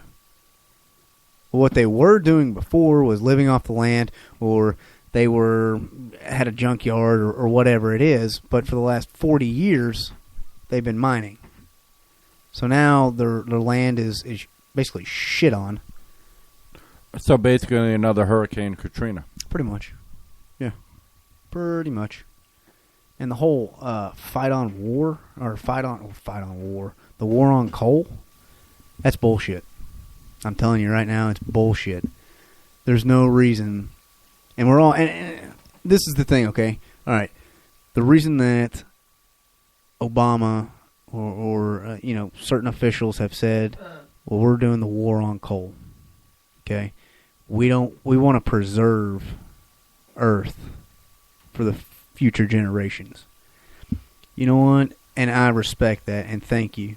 But just because America does it, and 90% of the other countries don't do it, do you think it's going to save the polar bears? Do you think it's going to save the ice from melting? No, it's not. Unfortunately, it's not. In the words of the great George Carlin, who's rest in peace, he once had this skit, and he said, okay, everybody's worried about saving everything, so they're going to take these little plastic bags, and they're going to be like, okay, save the trees. And he's like, well, the country's lasted billions of years, dealt with volcanoes and storms and earthquakes, and I know that's a storm, and all kinds of crazy shit. He's like, well, so what the hell is a paper bag going to do? Not a damn thing. And that's the thing. I think if you just leave shit alone, you'll be okay. That's the thing, leaving shit alone. Leave shit alone. Like, you know, and that brings it up. Don't fix it if it ain't broke. Don't try to fix it if it ain't broke. Why would you do that? And No. stop going in places where there's beautiful farmlands and shit, or forests, and stop knocking them down and fucking building too many buildings. Okay, this is no disrespect. No disrespect in any way, shape, or form to anybody out here. But when I first moved out down south, the two words that they would tell me, or I'd hear, is you reckon, and I'd be fixing. Okay? Okay. And I thought to myself, and I said, well, if you stop wrecking so many things, you wouldn't need to be fixing them now, would you? No, but the way that, like I'm fixing to leave, I reckon we should leave now. That's what it is. I mean, that's what they're... No, that's not the point I'm trying to get. What I'm trying to get is if we stop meddling in other affairs... Oh, yeah, okay, yeah. And wrecking shit, we wouldn't need to be fixing it now, would we? No, there wouldn't be any reason at all. But, you're right. But back to the war on coal. That was not a shot at Southerners, not in any way, shape, or form. No, I'm Southern. I was not offended, I promise you. But the thing is, back to the war on coal. It's all about the green, right? Everything's going green. And you know, even myself, we were at the store today, and I saw, when we were going through looking at the paper towels and toilet paper and everything else, there is 100% recycled. This is 100% recycled paper towels. Why? 100% recycled. And I'm thinking, wow. You know, that exactly. And that's what I was getting at. Good job, Snow. 100% recycled. So this could be, I don't know, a newspaper. This could be any kind of paper. Okay, it's 100% recycled. Okay, now let's start with the chlorine. Let's start with the bleach. Let's start with the acids. And then what about the fucking plastic that's around it? That's not recycled. You know what? I'm sorry, man. I know you're trying to be as serious as can be right now. But if it's 100% recycled, then how fucking dirty is it? Especially when it's used to wipe some asses with. Yeah. Exactly. And that's the thing. And they say it's clean. That's what I was getting at. I mean, with like the chemicals. Okay, the chemicals are not natural. They're not natural. Some chemicals are. Actually, technically all chemicals would be, but when they're mixed together, they form another chemical that doesn't exactly just come out of a shit pond. Okay? Yeah, exactly. No, I mean, the plastic wasn't recycled. The ink was not recycled. So are we doing more good? By all means, I mean, recycling, yeah, have at it. I mean, that's awesome. By all means. Aluminum, the glass, you can melt it down. Paper, sure, you know, why not? But I just don't see how the Green Party, and like before I go any further, like I say, it does have a good purpose. It does. But guess what? There's money behind it. A lot of money behind this Green Party. A lot of money. Damn pot smokers. Yeah, green. No. This is the thing. Al Gore. Look it up. Al Gore. Al Gore and, if I'm not mistaken, 3 other people came together. And you want to know, talking about these emissions on your car, some states have emissions checks they go through. They certainly do. And they're a pain in the fucking ass. And a lot of chemical companies and a lot of even the power companies, like the, what is it, TVA down there in Rockwood, isn't it? The TVA plant down there in Rockwood, I believe. Yeah. Had the coal or the ash ordeal. Yeah. They put these regulations. Okay, they pass these bills and they put these regulations in, and now you have to have inspectors come through, and you have to buy these special filters, and you know, and it's saving things from going to the atmosphere, okay, and going into the water and everything else, and that's the good part, okay. The bad part is what do they do with those filters, those materials that they've used to inspect and that they've used to block this stuff? What do they do with that? Ray, take a guess.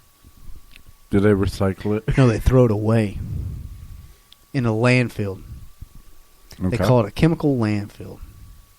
Now, what the hell is the difference? There could be a form of chemical warfare. Could be. Yeah. So what do? You cover it up, put it 150 feet in the ground. Guess what? The water in general, liquid, will still get down to liquid fields beneath the soil. It still will. It may take 10 years, but it still will. That's like putting oil. They tell you don't put oil on your fence line, you know, to keep the weeds off. Don't do that. Use motor oil. I know people used to do that all the time. My grandfather was one of them. All the time. You know? And they say, oh, that's going to get in your well, you know?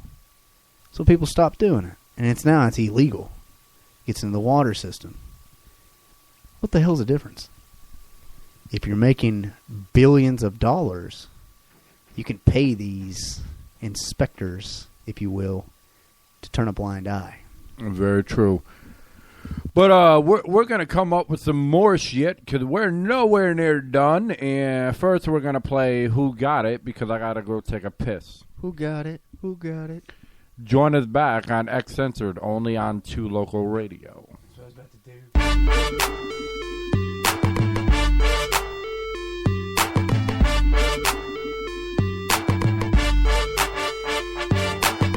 Don't be mad at me, cause he's swag lacking. You came over here, don't be swag matching. I don't boast it, baby, I let the swag have it. Gather round peoples, it's the players' anthem. Don't be mad at me, cause he's swag lacking. You came over here, don't be swag matching. I don't boast it, baby, I let the swag have it. Gather round peoples, it's the players' anthem. To get swagger up, so I can bag her up. Yeah. Her ex stunt, we can 44 mag it up. I don't shoot, but feed keep the maggot up. Whip for the condom, chicks are one line them. Swags on Mars, too bad you can't find them. Strobes in my ears, try hard to outshine them. Chains, I don't rock those, too close to slavery. Chicks on the floor like niggas where that paper be. Funny face niggas grill hard to the fifth, Look at their faces real funny with a switch up. You like Tupac? I see the Kim in you. We came 100 deep. How many men's with you? I'm from Connecticut, the heartbeat, say something. You too too close to me, homie. We ain't play cousins. When them things bustin', you get it poppin' in July. They'll find you around May something. I'm a grown up, and my swag's mean. I can't help it though, look at my whole team. When we walking in, the club watching us. One question, who got it like us? I'm a grown up, and my swag's mean. I can't help it though, look at my whole team. When we walking in, the club watching us. One question, who got it like damn us? Why'd you waste up? I'm just passing through. I'm headed back to the bar, but I ask you. I don't two-step, I'm on step 2. My game's mean, I ain't worried about the other dudes. I'm in here live, I'm in the air ride. You gotta love my team, mommy, cause it's their night. Who you came with, and who you leaving with. It's 6 of y'all, 6 of us, you ain't people quick, awesome. Did the kids say awesome, yeah. Pro-choice with the flow, spit abortions here. Kill kids with the spit or the whip. See the chick on my wrist, single chicks getting pissed in. Bare hands, put a ring on it. Eyes red, got a Dutch, put some green on it. Baby girl, that ass fat, do the lean on him. Do it right, and he might. All right, that was Mike Fever, Who Got It, the mixed out.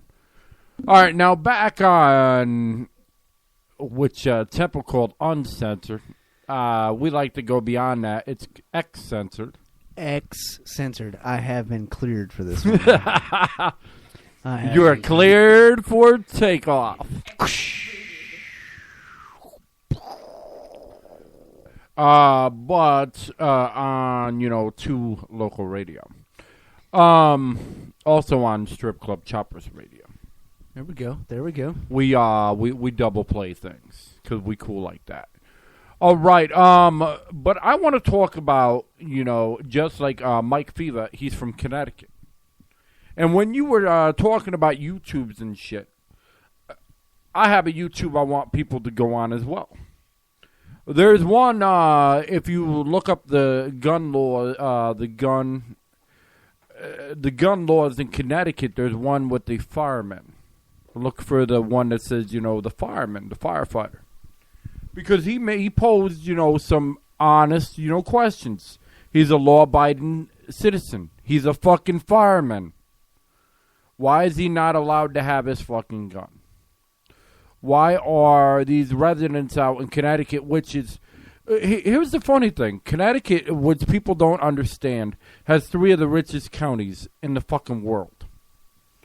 At the same time, it has some of the, biggest ghettos, for a small state. Which if people look on the map, Connecticut looks like a fucking blimp on the fucking map compared to all the other states. However, they have really poor states, not poor states, but poor cities, and they're located right next to the fucking really rich towns. Now, if you take the guns out of the law-abiding citizens' hands, the people that don't follow the law are still going to have the guns, and they're going to be like, okay, now I'm going to come from the projects, and I'm going to, invade all the rich people and invade all the middle class, and you just took the safety lock off. And what are they going to do? Everybody going to call 911? What happens when 9,800 people call 911 at the same time? I'll tell you exactly what's going to happen. The fucking lines will go busy. Please take a number and wait. You are the 13th caller in line. We will answer the calls as we have received them. Your appreciation. Thank you. But I still think it's funny that, this letter that no one's seen that says, okay, well, you must register your gun. Okay, so say this. Say that they register their gun and they follow the law to policy. Who's to say that one of these criminals don't know a cracker? And let me explain the difference. Everybody thinks that a malicious person on a computer is called a hacker. That's wrong. And a malicious person on a computer, the only reason I know because I graduated from computer school, is called a cracker. Because they can crack codes and they can cause malicious damage. Whereas a hacker may do things just for fun. Like he might hit like a small website or, a glitch in the system for a video game. A cracker, on the other hand, is going to go into government websites or, big name companies or whatever, And who's to say that these people can't get a list of all these registered gun owners, know exactly where these fucking guns are, and then just hit every other fucking house? And you know what? That's a very, very good point. The thing is, you know, at first you were talking about, you got, what, you said 3 of the richest cities. Exactly. Right? Well, I mean, the counties. You got Fairfield County. You've got Hartford County. I mean, towards like Torrington and all that. And then you've got one more. You've got $1 million houses. And the thing is, you know, talking about, you know, criminals still getting, you know, their hands on weapons, right? If you take the weapons from the people that need it to protect themselves, in the Constitution state, nonetheless. Right. If you were to do that, okay, and if you were to take all weapons away from everybody, and a small scenario, and I'm not going to tell you what, I'm not going to say what town this happened in, but the guns come back. The guns do come back. And I'll go into this briefly. Okay? If you take all the weapons away, okay, from, we'll say, the people out in these gangs, okay, motorcycle gangs, Crips, Bloods, whatever it is you're in, okay, you take all these away. First of all, where do you think they got those? They steal them, right? Very true. They steal them. Exactly. Now, what happens when they have nowhere to steal weapons from? Because all the guns have been taken away. This is a scenario, okay? They'll go somewhere else. They'll go to an area that they do have. Exactly. They'll go somewhere else, and then they'll start bootlegging them. Exactly. And that's what it is. They'll bootleg them. So they'll go on the black market. Yeah, exactly. The guns keep coming back, okay? The weapons keep coming back. But the thing is, and in this scenario, like I say, I'm not going to go into what town this happened in, but the serial numbers were written down by, we'll say, the criminals, okay? The serial numbers were written down. The guns were taken away. They were confiscated, involved in a crime. No shit, 6 months later, the same person that was accused of the crime and was acquitted of the crime got the same weapon back with the same serial number. Tell me how that happens. Because they know people. Stole it back from whoever took it from them. Well, the police took the gun into evidence. And they stole it from evidence. So Or how... Or they had a cop in their pocket. Have a cop in the pocket, or the government says, hey, we've got 50,000 guns in this warehouse. Let's auction these off. There you We'll go. Clear them. And it only goes So back they go right the fuck back. Okay, the rich people go out, they buy their guns. You know, the criminals go out, they break into the rich people's house, steal their TVs, steal their guns, sell their guns, pawn the TVs. Same guy winds up the same serial number. But if I'm a criminal per se, which I'm not, but in this hypothetical, okay, and I knew somebody, you know, that was a cracker, which is a malicious hacker, once again. And I knew everybody that had fucking registered guns, and everybody was required to do so, like they're trying to do in Connecticut. Okay, wouldn't you take your fucking guns that you have, your automatic guns, and then walk into every other fucking house and be like, all right, well, give me everything you got, especially in a shitty economy? You know, like you said before, two minds kind of think a lot alike. And we were actually having a similar discussion to this at work just last night. And the thing is, I guess if an individual is brave enough to walk in another house that knows they have weapons, even though it's an automatic weapon and they may be carrying, if you're brave enough to walk in there to take it, by all means, that's up to you, you know. But as far as if I get this information, I think, and this is if I was a criminal, okay, and this is what I would do. I think I would scout the area. I would scout the house that, we'll say I'm looking for, I don't know, 45, Smith & Wesson 45, whatever. A 1911 Colt, whatever it may be, okay? I'm going to cut you off for 1 second. If we get 115 or more plays and including downloads, we will do this on a weekly basis, this show. I can agree with that. I could do that. Well, we need the numbers to justify that it's good enough, or we're going to move on to something else. Yeah, I mean, I could definitely, sit here and talk about how to make brownies if it makes people happy, but I'd rather talk about shit that interests me. Exactly. And Snow just brought something up on her smart device called a cell phone, and I'll tell you what, it's got a picture of a thief. Okay, this guy's breaking into this house with his mask and it's got a crowbar, which really doesn't make any sense.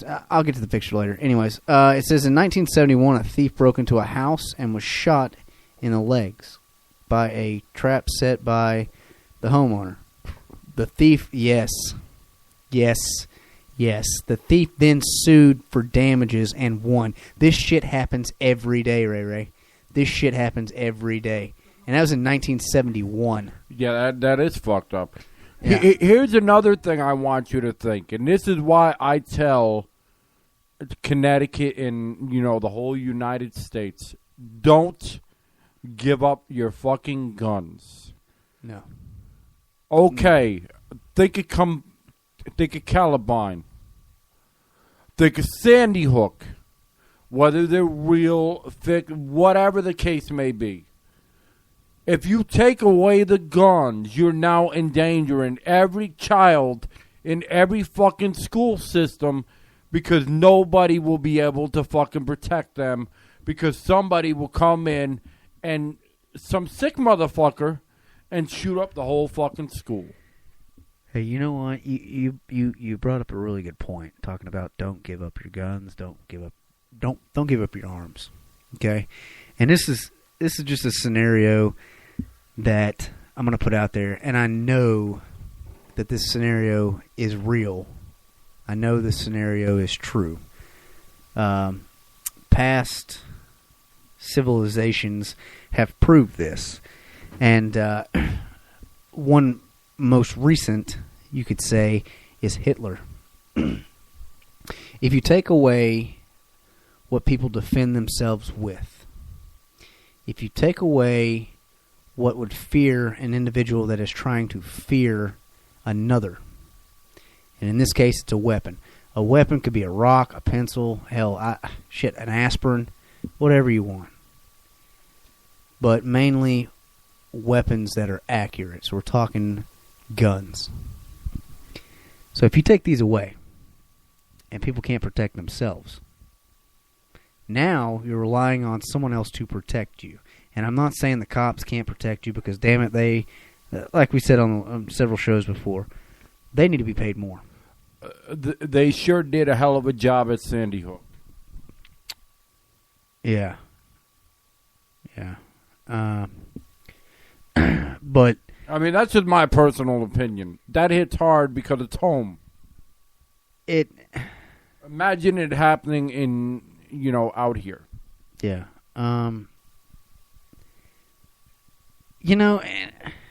Usually I don't have a hard time talking about any subject, but it really bothers me is because they're damn 5 and 6, 7, 8 years They're old. Kids. I mean, to me, yeah, they're kids, but to me, I wouldn't consider them toddlers, but damn it, 2 years ago they were. Okay, so first of all, the sick son of a bitch that went in there and did this, okay, whether it was one person, there's theories out there, the time and so many victims that were shot and the angles and the precision and how many rounds were counted. There was more than one. However you look at it, I don't give a shit. Someone pulled the trigger. Someone looked at these kids and pulled the trigger. Okay, you're a sick son of a bitch. Okay, And I pray and hope to God that they got the right person that that's done this. Apparently, he got rid of himself. But getting off that subject, the thing is if you give up arms, you cannot protect yourself, and you rely on someone else to protect you. Very true. Now, let's let this play 10 years from now. Nobody in America has guns unless they're homemade. All right. Now, the government says, hey, you know what? We've got too many people in this city. You own this house. You work at this job. This is where we're drawing the line. I need this 15% of people out of this town. And it doesn't even have to be the government. It could be just a gang anybody. somewhere. Anybody. Could be anybody. Exactly. Anybody. And they say, get out of the town. There's too many people on this block. Move. Mm-hmm. What are you going to do? What are you going to do? Throw a skillet at them? A frying pan? Try to hit them with like a bat or something? And once again, I'm famous for cutting people off. The argument will be, from the other side, will be, okay, well, we add the metal detectors and we place guards at the schools. But here's the deal. Are you going to have snipers on the roof? Because what if it's not a gun? What if it's a grenade launcher? What if it's a rocket launcher? I know those are heavy fucking guns. I understand that. But we're not talking about everyday fucking people. No. This shit. No, we're not. No, we're not. We're not even coming close to everyday people. Just because you place a couple guards in something, and just because you have metal detectors, does not mean kids will not get hurt. That's my point. No, they won't. And this is the thing. Like I say, usually I don't have a hard time talking about anything, but with these kids and what happened to them, and I mean, imagine what the parents. And I mean, as soon as this happened, right before Christmas, okay, Santa Claus is coming. At night, Santa Claus, and he drops off the presents and everything under the tree for the kids. Okay, how many people want to bet that those presents are still wrapped and possibly still in that closet, that they were hiding it from their kids? I'm telling you, I couldn't unwrap it. I couldn't throw it away. I couldn't touch it. If that was my child, I couldn't move. I couldn't move it. I wouldn't be able to. Put it in my child's room and leave it in there. I would see, and I wouldn't touch it. I wouldn't do nothing. I would sit on their bed, and that's where it would sit. To dig even further, how many parents now lost faith in their local law enforcement and all the other things because they did not, because their job is to serve, protect, and serve. Correct? That's correct. They didn't do it. No, they didn't do it.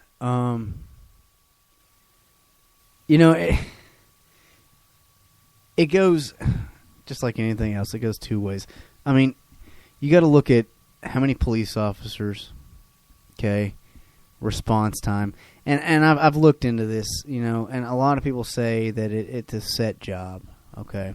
There's a YouTube video out there that has over 21 questions, like 24 questions nobody can answer. Nobody. Yep. Nobody. And I watched one of them, and it's the father of a girl that was, I don't want to say executed, but was killed. Okay. And I believe his daughter was maybe 7 years old. And the expressions on his face and the way that he's talking when he's not in front of the podium totally changes when he's in front of the podium to, as they say, put on an act as far as being an actor. Yeah. So whether or not it was set, I don't know. I wasn't there. I have my beliefs, you have your beliefs, and I mean that goes back to like 9/11. Some people believe it was inside job. Some people say it's terrorism. You gotta basically do your own. I mean, investigation, because this is some serious stuff. And it is. And even at the very slim chance that this was a conspiracy, which it would take a true puppet master to pull that off.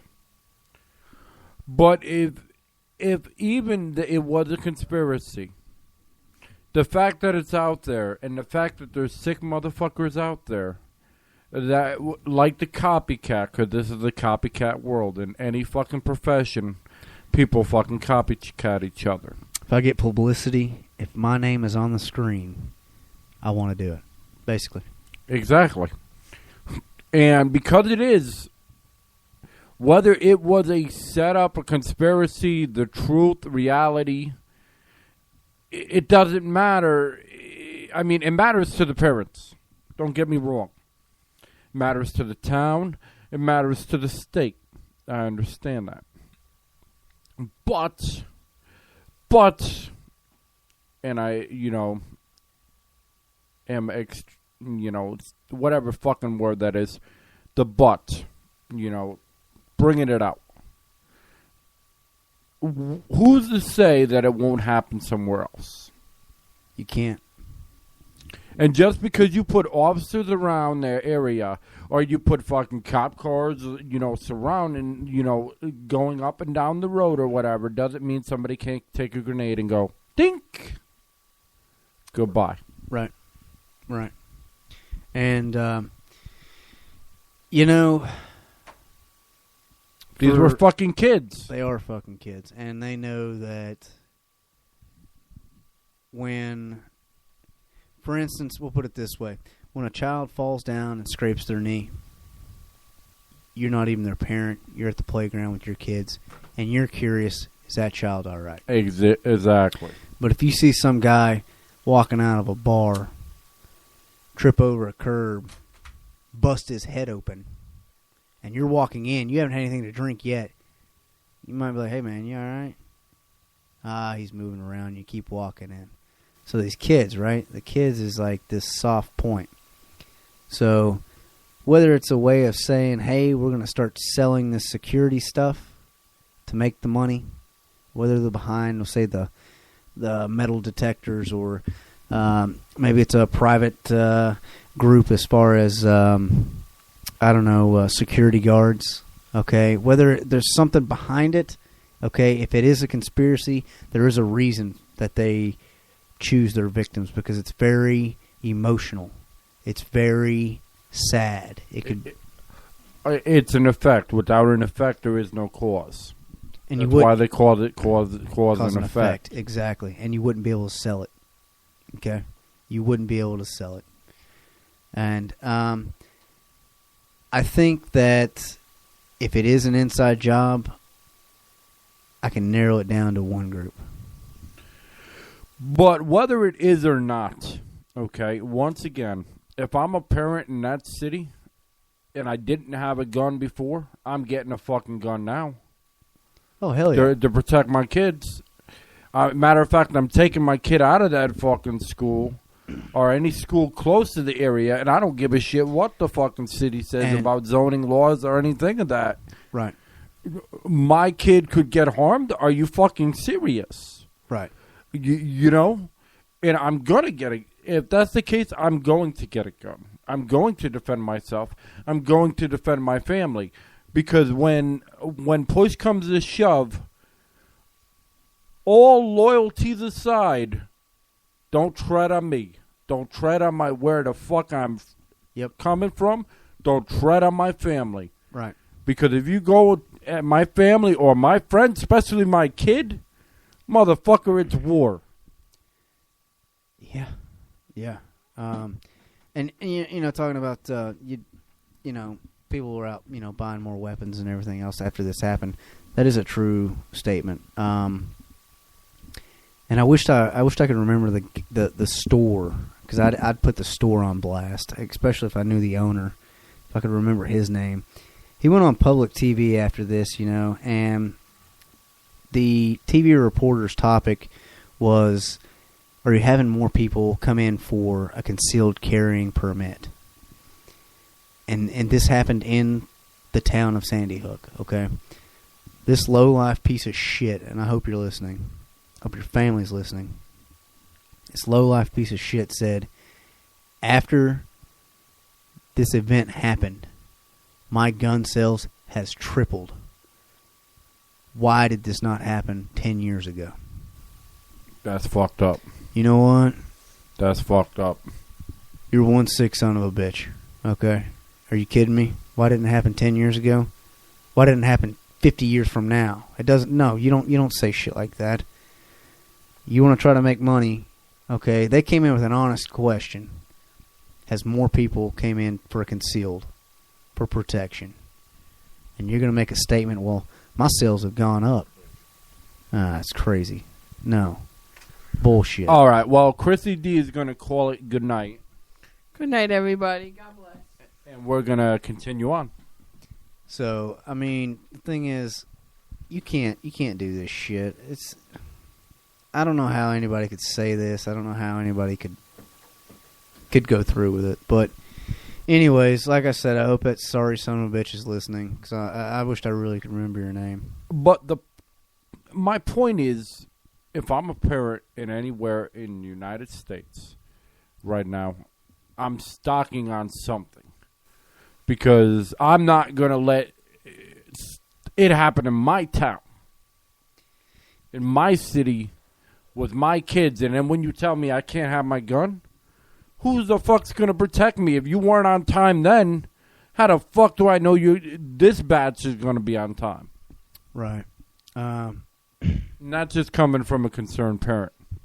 It's understandable. It is. It is very understandable. And there's many, many, many of parents that have the same topic. And this is something that relates to, guns and everything. Why do you think ammo went up? After that event happened, why do you think ammo went up? Ammo went up because people were fucking scared that it's going to come up in somebody else's Exactly. town. And they were scared that the government will start regulating how much ammunition people could buy. And stores caught on to this really quick. Now, if you go to Walmart right now, it's still hard to find ammunition. It is. I mean, and I'm not saying you go to Walmart to buy your ammunition, but if you go to a sports store, okay, it still may be hard to come upon the ammunition that you're using for whatever reason, target practice or whatever it may be, shooting zombies. I don't know. But here's something that was brought up to me. Okay, people are out buying 45 hollow points, 38s. They're buying everything, right? Long rifles, shotgun shells. Why is it so hard to come across a 22 round? I don't know. Why is it? And this is brought up to me now. The U.S. military is literally buying every 22 round that they can from Smith & Wesson. And why is that? I can't say why. I don't personally know why. And even if you did, you couldn't say why. Right, but I personally don't know. Like I say, I've been out for years. But the thing is, they're buying all of these 22 rounds. Okay? All of these and reports show Smith & Wesson is literally on backlog for like 15 years on 22 rounds. They say the 22 round is the most deadly, most lethal bullet there is. And the reason they say this, and the reason that I personally believe it has enough power to penetrate your skin. It has enough power to get into your body. I agree. But it doesn't have enough power to get out of your body. A lot of 22 rounds, people that have been hit with a 22 die. They call it the ricochet bullet. because it goes in there and just bounces off your organs, bounces off your bones. So if you're shot in the left shoulder, they may find it in your right kneecap when they do an autopsy. They may.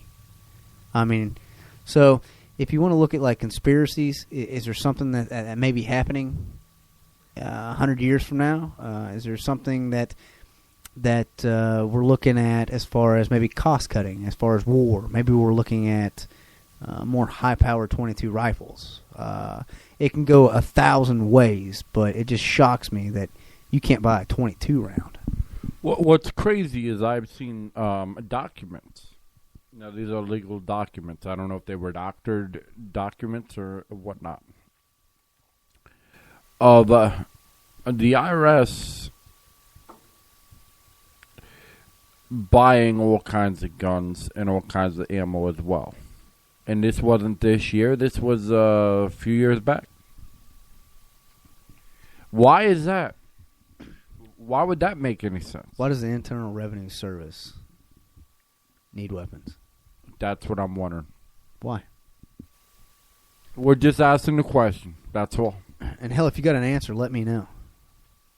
I mean, why? What's the purpose? And there is no purpose. To me, that sounds like they're going to cut off the income tax. And that's going to piss a lot of people off. So they may be prepping. They may be prepping for rebellion. I don't know. Right. Well, I mean, nobody knows. I'm just but saying, I mean, it's possible. If that is the case. It's possible. That may be what it is. That may be. I mean, that very well may be it. But as far as weapons go, this is the thing. I own weapons, but I don't publicly acknowledge that. Hey, I've got this. You know, I don't. That would just be stupid. And that's the thing. You know, let's put it out in a scenario, okay? If I was to rob a convenience store, okay, which happens every minute in the world, someone's robbing a convenience store. Very true. And I go in and I see somebody's got, I don't know, we'll say 45 again, on their hip. Okay, this guy's got a weapon. I'm just going to casually stroll back, look at the energy drinks, see if the guy leaves. No, he's not leaving. Who do you think is going to be the first target? First target. If I'm going in there and I'm high off crack and meth and shit, and I'm looking to score $60 so I get my next hit, who do you think? It's going to be in the store. That innocent person with that gun on their side. The innocent person. Very true. Because that's the only person that's going to fire back. Very true. That innocent person that's there to pay for their gas. So why is it, and like I say, this is a scenario, but this is an honest scenario. Why is it's much harder to obtain a concealed carrying permit? And they're actually trying to do away with it. Trying to get it gone. We don't want that. We need to know if someone's carrying it. No, you do not. Do your background check, that's fine, whatever. Take a blood test, whatever you want to do. Criminal background, sweet. Do it. But if you take away conceal, you're exposing it. And if I'm the one in there and I'm getting shot because I'm trying to pay for gas to get my family to fucking Disneyland, if I survive, you know how pissed I'm going to be? Because some crackhead wanted to come in here and get $60 from the drawer and a couple scratch-off tickets. And it may not be a crackhead. It could just be somebody down on their luck. Down, exactly. Just lost their fucking job. Can't find employment do nothing. somewhere. Can't do shit. They got to feed their kids. So they got to kill me to get $60 to go buy diapers, formula, and some ramen noodles. I'm serious. Fucked up way to look at it, but... And the thing is... If you look at statistics and people that go in and they do have a concealed carrying permit and they see, okay, this person is robbing this store, they will let them rob the store. But if it goes to a point to where, okay, I feel as though this individual that's robbing the store is putting this clerk's life in danger or at risk, that is when they respond. They don't play Superman and do a couple barrel rolls on the floor, throw a couple Twinkies. All right, put your gun down. It's nothing to movies. And true criminals in real life, if you're in a store where there's somebody getting robbed, you better run your ass off or you better shoot them, because if you don't, you're going to be dead. Hey, just like the pirates say, a dead man doesn't talk. Or Motorhead, dead men tell no tales. There you go.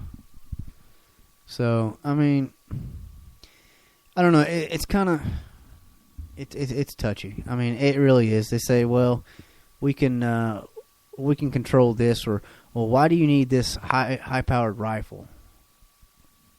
Why not? But then again, they say, well, what if it gets in the wrong hands? Well, do what you can to not get it in the wrong hands. Either way you look at it, okay, the people that don't need weapons are going to get weapons. This is the whole thing behind it. I don't give a shit if you put them in a cave and give them candles, okay, and some ramen noodles and water, okay. One way or another, they're going to get a gun in there, especially if there's 50 of them in there fighting over, 2 weeks supply. Somehow, some way, one person's going to get a weapon in there. It may not be a gun. It may be a knife. It may be a rock. It may be a fucking stick that's sharpened down. It's going to happen, okay? But it's unfortunate how it does happen. And that's what I'm going to say on that topic. And, we're about to hit our next song. I was about to say something. I forgot what I was going to... You ever have that time where you want to say something and then your brain just like... Quite often, actually. Yeah, it's like... Quite often, I tell you. Quite often. But, okay, what I wanted to say is this all ties together. The Constitution...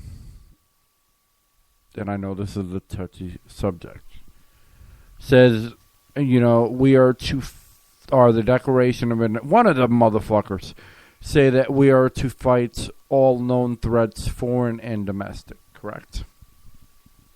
That is correct. Here's the deal. Why in the fuck? This really pisses me off. And I am not even... military. I have family that have been in the military. I have friends that have been in the military. Yeah. The host over here, Mr. Tempo's been in the military. With a T. But here's the deal. Why are all the fucking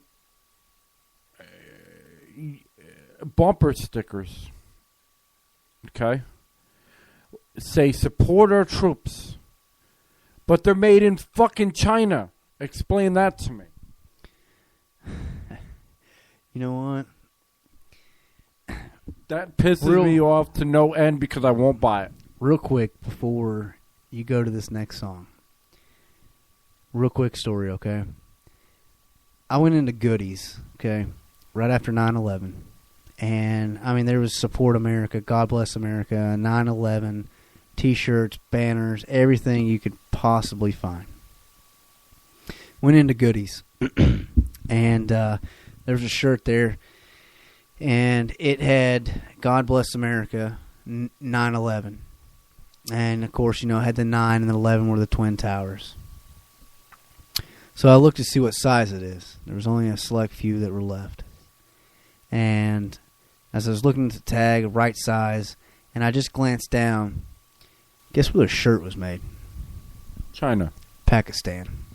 Wow, that's even worse. I'm not even kidding. That's even worse. I'm not even kidding. Pakistan. So, I guess,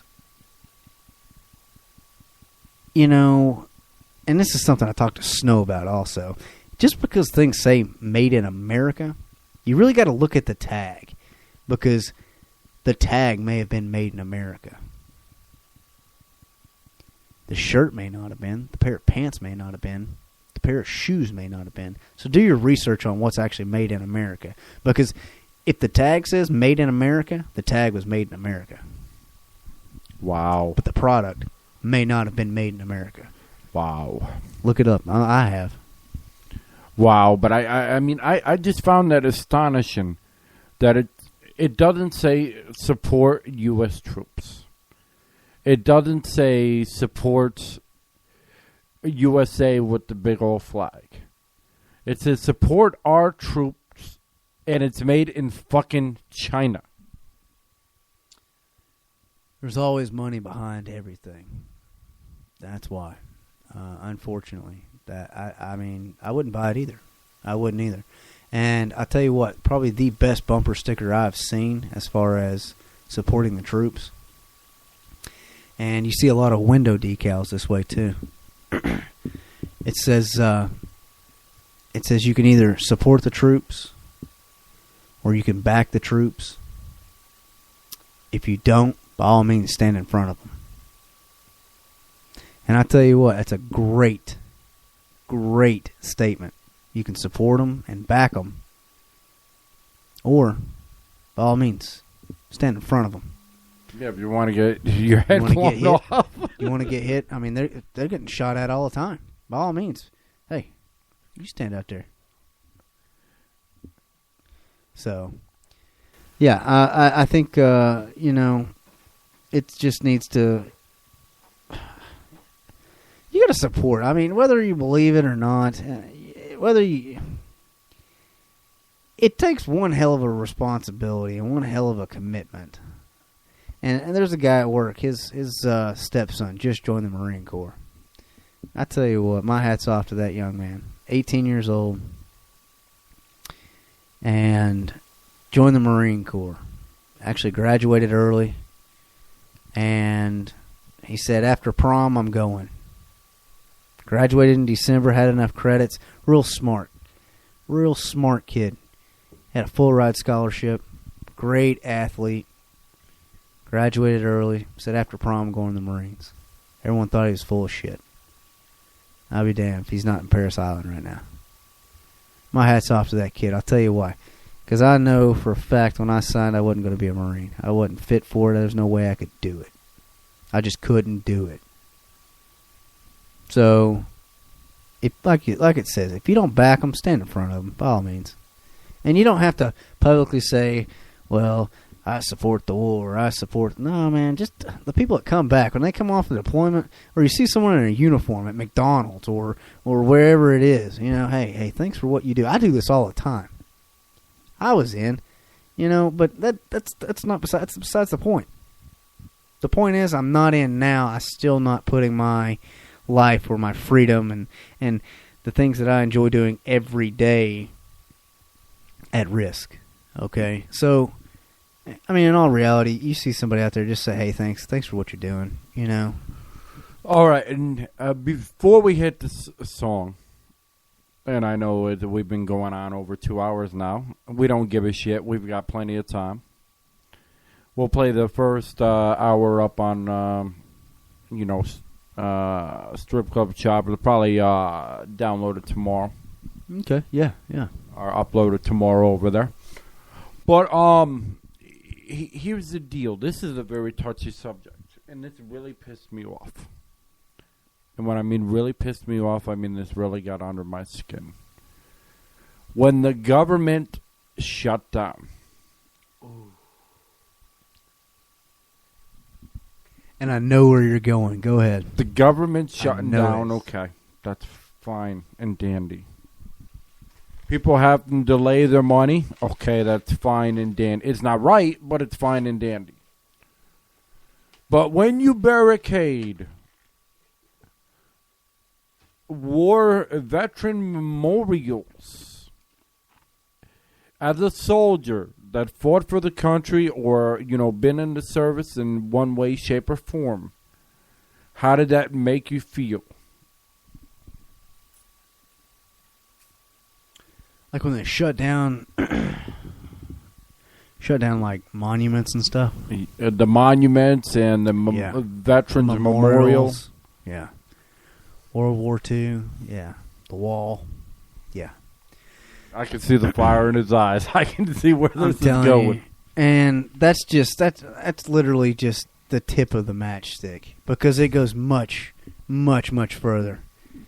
First of all, even though the government did shut down, okay, and they are technically government employees that clean that wall, okay, and they do work to those memorials to keep them up and nice and keep the little fuckers that vandalize the stuff. Let me catch someone vandalizing that shit. I'll go to jail. I'll go to prison. You don't touch shit like that. If you don't care about America, that's your freedom. All right, you've got that fucking right. But don't go around and fuck with other people's shit. Don't. Anyways, I need to get off that before I fucking blow up. Anyways, when they shut the government, when the government went to the recession or shut down, whatever the classification you want to call it, and they shut down these memorials and these monuments, and people weren't allowed to visit these things. And it may be people that live in this city, and they go once every 3 days, they walk their dog. Okay, you just took out what they normally do. And you got people that came from, like, California up to D.C., They can't do this shit. They can't do that. You know, whatever the reasoning behind that was, I don't personally fucking know. I don't fucking care. I don't care. I don't care. You shouldn't shut that shit down. How are you going to shut? First of all, if it's stone, there's no electric, okay? And it doesn't have to be washed every day, okay? That thing could be crumbling. It could have grass, vines. I would still go and pay my respect to that, knowing just what it's for, okay? But as far as the shutdown goes, that's like China shutting down the Great Wall of China. Never gonna happen. No, it's not. No, it's not. And as far as the shutdown goes, I want to talk about the time that, and this is right before I knew something was coming. I knew it because, let me tell you, there was a period where the military did not get paid. Wow. Yes, and this is right before this whole shutdown shit happened. I'll tell you, I can't remember the month, but I can tell you the pay date. It was the 15th. It was the second check of the month. You get paid on the 1st and the 15th of every month. The 15th, they didn't get a check. They got their check on the 1st, the following month. So you've got 1 month going off of this very, very low income. Okay. And ain't nobody fucking know about it either.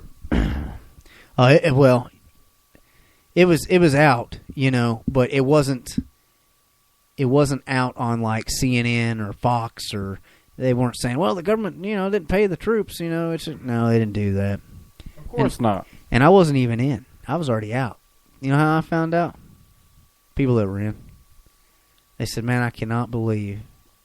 And this is coming from somebody that's been in for 22 years at a time.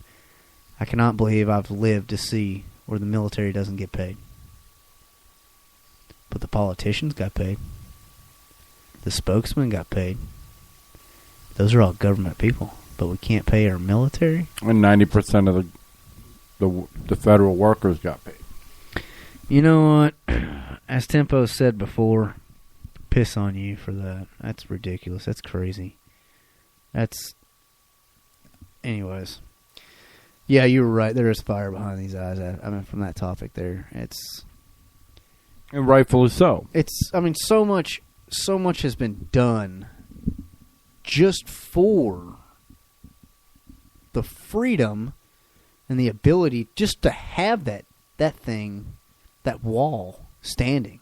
So much has been fought for to make sure that wall can stand. Or you can go out and plant flowers in your yard if you want. You don't have someone that's a dictator that's saying, hey, you can't plant roses. And if you do, they have to be red. They can't be pink. They can't be yellow. Put them in jail. No. But I knew something was up before that. When they had the memorial for the famous buildings. And then they wanted to build over the memorial with the new buildings. As I see more fire in your eyes. I'm telling you, I go about this for too long. Like, people will eventually click X. They're not going to want to hear more from me. I mean, that's how far I could actually go. But that was just a sign of disrespect. That's all I need to say there. And that's a good way of putting it. Yeah, and it is. You know, if something's been standing for, I don't know, we'll just throw a random number out there, 150 years, okay? And we keep improving and making sure that it stands and keeps standing and standing. Why the fuck would we just come up with an idea and be like, hey, we need to bulldoze that down and make a replica? No, it doesn't mean it's not the same. It's not the same. So much time and money and effort. And then on top of it, they were talking about on top of the memorial for it. Yeah. Let's just forget the people that just died. Let's just all right, construction crew. Hey, all right, start building right here. It just didn't add up. It's really very disrespectful. That's all I'm going to say. I'm not going to go into full detail. All right, so I think it's about that time to play "Beautiful Mess." Sounds good to me. Let's hear it. One moment here. Hold on. There we go. We're in there. Like swimwear. Let's do it. Actually, we're going to play two. We're going to play Beautiful Mess by Brad Austin, and then we're going to follow it down with Even Heroes Fall. Okay, yeah. By Absalon. And then we'll be right back. We're going to give you two in a row just to congest the things that we've been talking about as we hit the last segment. Sounds good to me. That's good.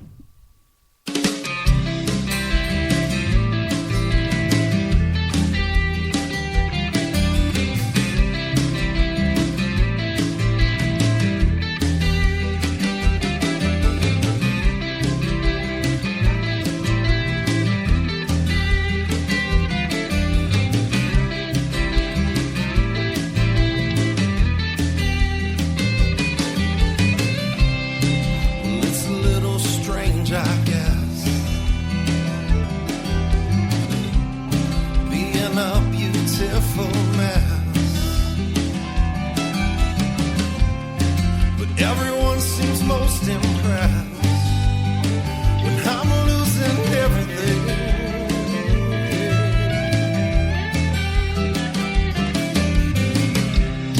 Well, I'm a little off the mark. You came at me just like a shot in the dark. Yeah. I've been trying to tell my heart it's okay to feel anything.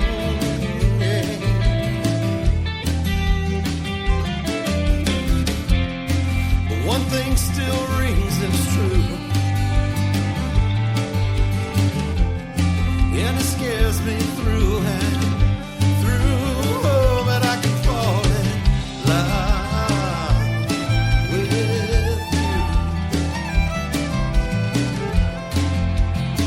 if I let myself.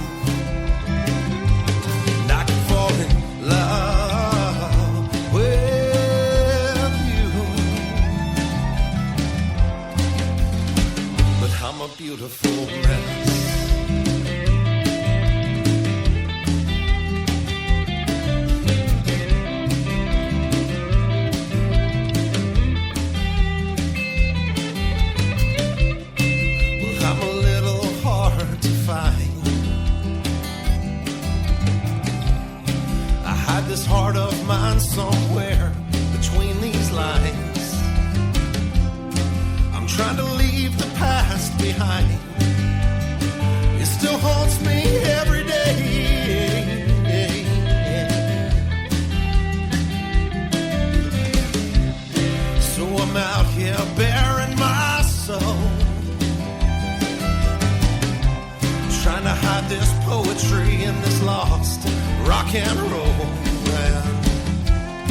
I'm trying to fill in all these holes you seem to fill so easily. And me. But one thing still rings as true.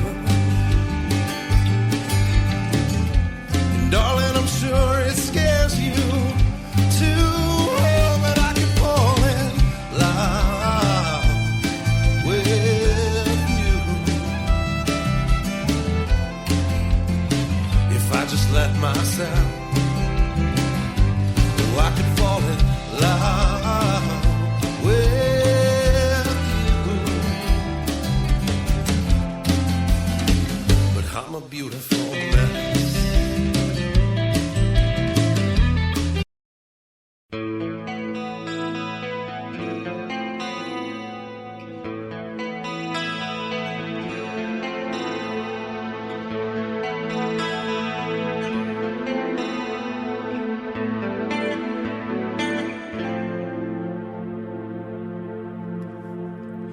Raise my eyes to the sky and wonder who's to blame. Children cry, the old ones die, and nothing seems to change.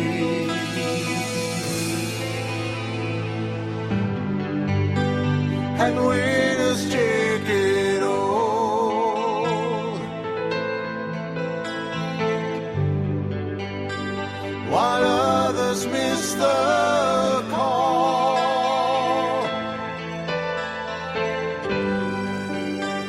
Another page is turned,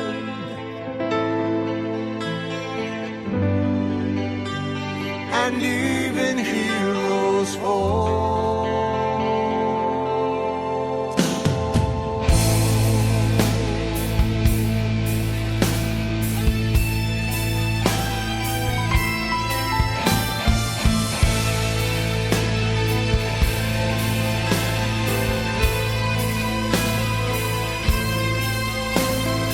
Time moves on and fades away. There's nothing you can say. Spend our lives in the game to only kiss the grave,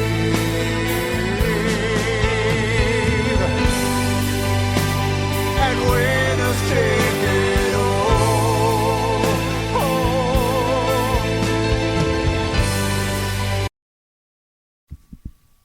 All right, that was Absalon, Even the Heroes Fall. And before that was a beautiful Mess by Brad Austin. Once again, you can see him over in Knoxville, over on Market Square first. And then he's at Perseverance Pub, I believe that's the name of it. Yeah. I think around like 8:30, somewhere around there. But yeah, we've touched on some, crazy topics tonight. When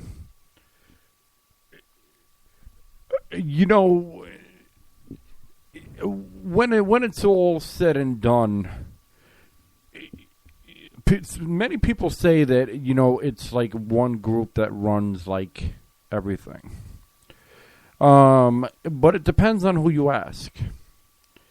Some people will say it's fucking aliens. Some people will say it's the fucking zombies coming.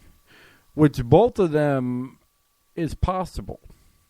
If you've seen the Mounted Zombies movies lately and references and everything, It's possible. If you've seen that, that drug out in Miami that made that person brain dead and brain fried, it's possible. If you've heard about the UFO sightings, it's possible. Well, there's so many things we can look up on YouTube and all different kind of video outlets about things. Conspiracy theories left and right. Some say, I'm just going to throw some groups out there. Some say it's the, Illuminati. I don't know much about them. Some say, the bad guys actually could be the anonymous group. Yeah. Some say it could be, the people out in Rome or in Italy. Yeah, yeah. But at the end of the day, it's about, you've got to, have your group of people and trust in them and confide in them, because if there were something to happen, you wouldn't know. But they cut every source of fucking power you have, so you better know where your fucking friends are. And that's a good point. And I've talked to Snow about this, and I've talked to several other people. You know what would happen to, I don't care what city, what town, I'm talking United States. All right. Do you know what would happen in the United States if cell phone service went out for 1 hour? 1 hour. It'd be a chaos like when the internet went out. People wouldn't know what to do. People would think it's the end of the world. I'm serious. People would seriously think it's the end of the world. Very true. I can't play my Angry Birds. I can't do my stock trading. I can't Facebook it. I can't check my bank account. Well, is my bank account still there? Have someone taken my money? Is my phone bad? And, what is it? And 15 years ago, nobody would even knew what a fucking cell phone was. Nope. No idea. Knew what a car phone was. Yeah, them big whole fucking car and phones. then the portable phones you had to carry a suitcase with. And then you had your beepers and your fucking pagers. Yeah. And here we are. And the walkie-talkies. Oh, man, CBs, too. Oh, yes. The fucking tweets. Remember the tweets from the fucking walkie-talkies? Oh, God. Talk about annoying. You thought Twitter was annoying. You have no fucking clue. Nope. Every time you click the button. What'd you say? Yeah. I don't know. I guess a good way to go ahead and try to wrap up this show is you can't stop researching. Very true. You can't. And I mean, whether it's you want to research like a bug's life or a plant's life or the ecosystem or the solar system, planets, oxygen, you don't want to stop researching pencils.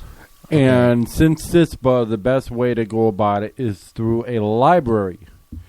Yeah. Which, if you've never been to a library, that's a place that houses books. Before they get rid of them books, you better look. Yep. And that's where a lot of stuff is. They already censor some stuff that's on. They're trying to censor more that's on the internet, but it's kind of hard to go out and find these 200,000 books that were published on this topic that they want to try to get rid of. But like I say, it doesn't matter what you want to study or research. Don't stop researching, because a lot of the stuff that I've found out, I've came across accidentally, and I was like, well, I've never heard of this. So you can't just, if we're talking YouTube, you can't watch one video, because I can make a YouTube video and tell you that I've got literally a 2-headed quarter, and I'm gonna sell it to you. No, in all reality, I don't have a 2-headed quarter, and I sure as hell can't. That's been hypothetical. Like, I could easily make a video on a train with military equipment on there. Photoshop's one hell of a fucker. You know that? Exactly. There's more than that. But yeah. Yeah. Don't stop researching. That's the thing. If something does interest you, like I say, whether it be like med school or whatever it is, you're never too old, and you're definitely never too young to research. Okay? Try to figure out as much stuff as you can while you can. That way, if a scenario was to come up, you would have a general idea of how to respond to that situation versus being blindsided and not know how. And I'm going to give you a scenario. How to field dress a wound. Okay? If you, scenario, you have a broken arm. Well, what can you do to make a splint? You know, you're going to go through pain to take your shirt off. But you're less likely to be moving that arm around when you do get it fixed to where it won't move in a downward position. So it's somewhat stable, and you got 9 miles to hike back down this mountain. Making a sling out of a shirt, yeah. That's just a simple scenario. So don't stop researching. And on the research, I'm going to get to the last topic that I want to talk about tonight. But before I do, if you, hypothetically, I'm not telling you to do this in any way, shape, or form, but hypothetically, if you were to prepare yourself for whatever's coming in the future, do not, once again, do not hide what you have in your house. No, definitely not. I wouldn't even recommend to bury it underground because there are underground tunnels. There are, yeah. I would find a place. I would recommend not to tell a soul about it. Not your best friend, not who you're with, not your kids, not any, because you don't know what's going to happen. You don't know who's going to be around. You don't know who's going to rat on you. Wouldn't tell a soul. Not to say that the stuff will be there, because satellite can see every fucking thing. But we can't find Bigfoot. Okay. Or a big fucking huge plane for like weeks. Yeah. Ever find that plane? They did find the plane. Oh, okay. Nowhere near where it was supposed to be. Not to get off topic. Sorry, I didn't know if they found the plane or not. Yeah, nowhere near where it was supposed to be. But, isn't that ironic? Yeah. You know, just like the outdated maps in 20. Yeah. But, I mean, we could go on and on all night, but we're not going to. But the last thing I want to say on my end, which if Temple wants to speak on one more thing, he's got the floor. Or if Snow wants to say something, she's got the floor. But I do want to say this for the young adults out there. If you are planning on going to any kind of trade school or any kind of college, do not listen to the sales pitch. Do your research. Make sure you know people in that field. Do not go by what they say. They all promise you'll land a great job somewhere. But I know people, you know, for a fact that have went and got their master's degree and are working in a fucking cheese factory. Yep. That's how fucking bad this fucking economy is. It's not about what you know. It is about who you know. And do not invest all this money or think because the government's going to, or loans or whoever the fuck, is going to take care of it for you that you're off the hook. Unless it's 100% fucking paid for, you are not off the hook. If you consolidate a loan, all that means is later on you're going to owe more fucking money than you originally owed. And these grants are just that, fucking grants. So just think carefully before you decide to go into a trade, because if there's a million other motherfuckers in the same trade, chances are you're not getting a fucking job when you get out. There's too much competition.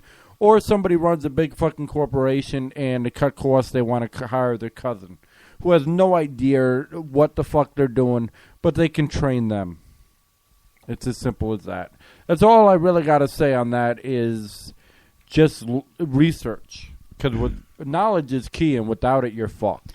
Exactly. And one thing I'd like to add to that before we get off here. If you do have the chance to go to school, whether you take out a loan or not, if you get the chance, take the chance. But as Ray Ray was saying, go in with an open mind, maybe 2 or 3 fields. Don't go in with just one mindset on a certain field.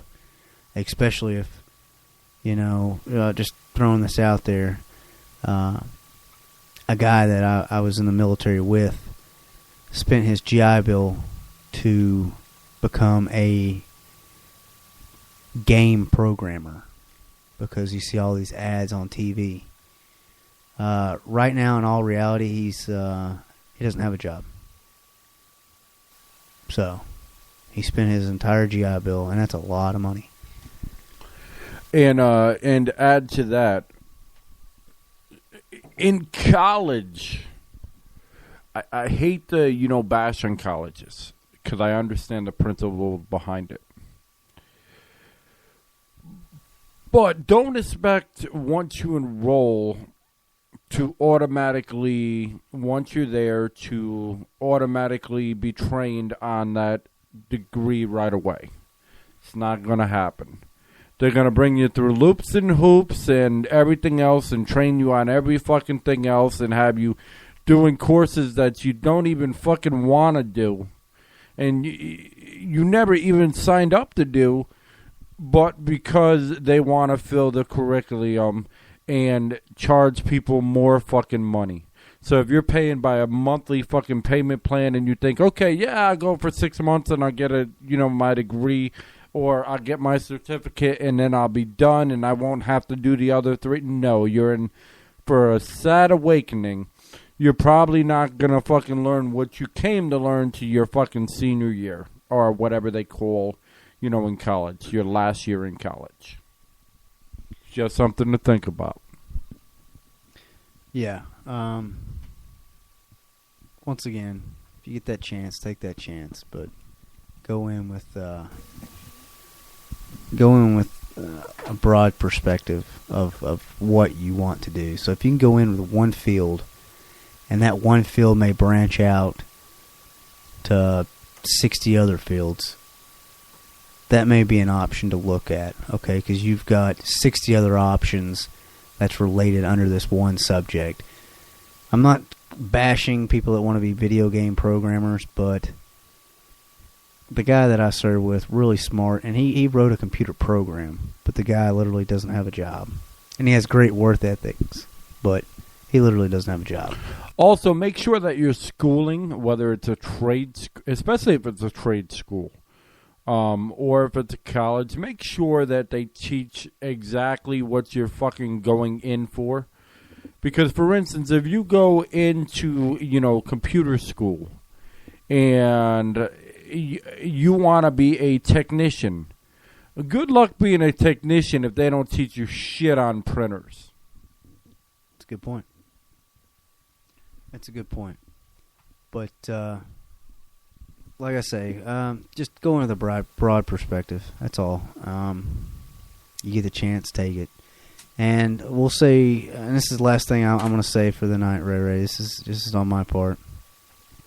The floor is yours. As always, I want to thank the men and women that are serving now, that have served, and most especially the ones that didn't make it back. I agree. And I think we'll be back on tomorrow. Is that right, Ray Ray? We're going to be back on tomorrow? Correct. 10:30. But with us, we may not come when you call, but we're always on time. 10:30, 11 o'clock, we can definitely have it in that window. But I think tomorrow, we're going to kind of cut back on, those kind of things, we were discussing tonight and going into detail, and I think we're going to try to come up with some pretty good stuff. And we got some pretty good stuff that I could talk about. And Ray, he's over here. He's I think tomorrow maybe we could talk about this. It's like, oh man, I was over here laughing, and it's going to be really good. But once again, thank you to all the men and women that are serving, that have served, and most especially the ones that didn't make it back. Exactly, and be on the lookout for us. We do many exciting interviews. We were supposed to have Megan Odom tonight. However, she's rescheduled for next Tuesday. We also have a metal band from Knoxville. I can't think of their name offhand. I do apologize. Omega. Thank you, Temple, for bailing me out over here. It's all right. It's okay. It's like Omega Down or something of that sort. Yes, it is it. Omega Down. And they're a phenomenal band out in Knoxville, and they're going to be next week as well as we have some other surprises. We're going to throw in more different shows and just a different variety, and we don't like to do the same thing. We don't. That's just not our style. But if you want to hear Censored again, well, then tell your friends and your family about us. We're not, huge into numbers. But if you only have one person listen, what the fuck's the point? Hey, that's good. Hey, either way it goes, one person may learn something, one person may have a great time. And I'm not saying that. Right, but exactly. It's better if they expand, and it's better if people, know what's going on. Right, more people can get in on this. More people can think about it. They can call in. They can send emails. They can Facebook. Get a hold of us. One way or another. You got a topic you want us to talk about? Shoot it to us. We'll all right, talk about it. And I'm going to give my credentials one more time. On Facebook, you can go under 2 Local Radio, search under there. Or you can just look for Bones Space Ray. That's me. I'm not going to hide. There's no fucking point. We don't hide. On Twitter, you can hit me up, CT Jags. I'll even throw the email. I hardly ever do this, but, for the musicians out there, or if you'd like to sponsor us, that would be nice. It'd be nice to make some money. Yeah. 2local at att.net. And, I actually answer everything back. Tempos, knows that. I do know that. That's how I actually wound up, doing this show with you. Yeah. I answer every, Craigslist ad back. I answer every reply back. I answer every Facebook, every Twitter. I don't give a fuck. The way I look at it is you keep up with your subscribers and your friends and your family. No one's left behind. Exactly. And if you'd like to shoot another email out there to Tempo, and if you got a topic that you want to talk about or have us talk about, either way, it's the number 1 brother the number 1. So one brother 1 at gmail.com. And I do check my email every day. So if you want, go ahead and send it. We'll talk about it. All right. If you can't type worth a damn, you can hit up the business line 865-268-5773. Sounds good to me. That'll work. All right, but we're going to leave you with Back to You by Tone Benjamins and Jack Nichols.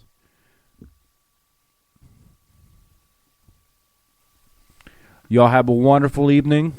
This is Ray Ray. And this is Tempo with the T. And snow's running from the mic. Y'all have a good night. See ya, wouldn't want to be ya. Today is gonna be the day that they're gonna throw it back to you. By now you should have somehow realized what you gotta do. I don't believe that anybody feels the way I do about you now.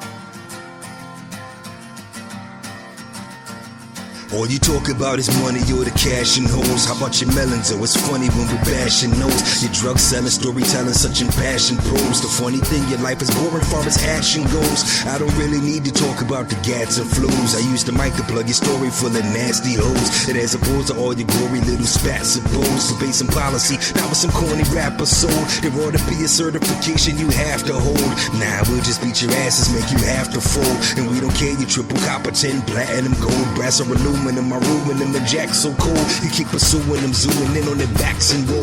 Gave them 1,000 yards, but you couldn't hack the road. Even 1,000 bars in, couldn't back the flow. With so much for your little acting role. Just play the back, let's go. Today was gonna be the day, but they'll never throw it back to you.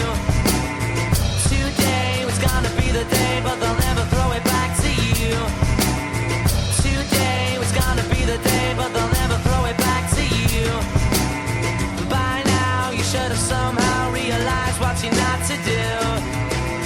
Hidden behind the mask and all the tough talk. Bodyguards that watch the yard so you slow walk. Cause you the next Bumpy Johnson on your LP. So tell me how you lost sight of reality. Actually, save the song and dance for blog sites. But I see right through your mist like some fog lights. And that's how it is, right? Gotta have a gimmick, but still lacking substance. You always lose a scrimmage. And who am I to tell you how to handle business? Another guy who makes tracks but don't have an image. Overweight with a slim chance of a model deal. Used to swallow pills and that's me just being real. No act might find me with some random cats. Grown man only concerned with how my son will act. And that's how I keep it real. And if I get a deal, I can't change cause I only believe in what I feel. Today was gonna be the day, but they'll never throw it back to you. Today was gonna be the day, but they'll never throw it back to you. Today was gonna be the day, but they'll never throw it back to you. By now, you should have somehow realized what you're not to do. Yeah.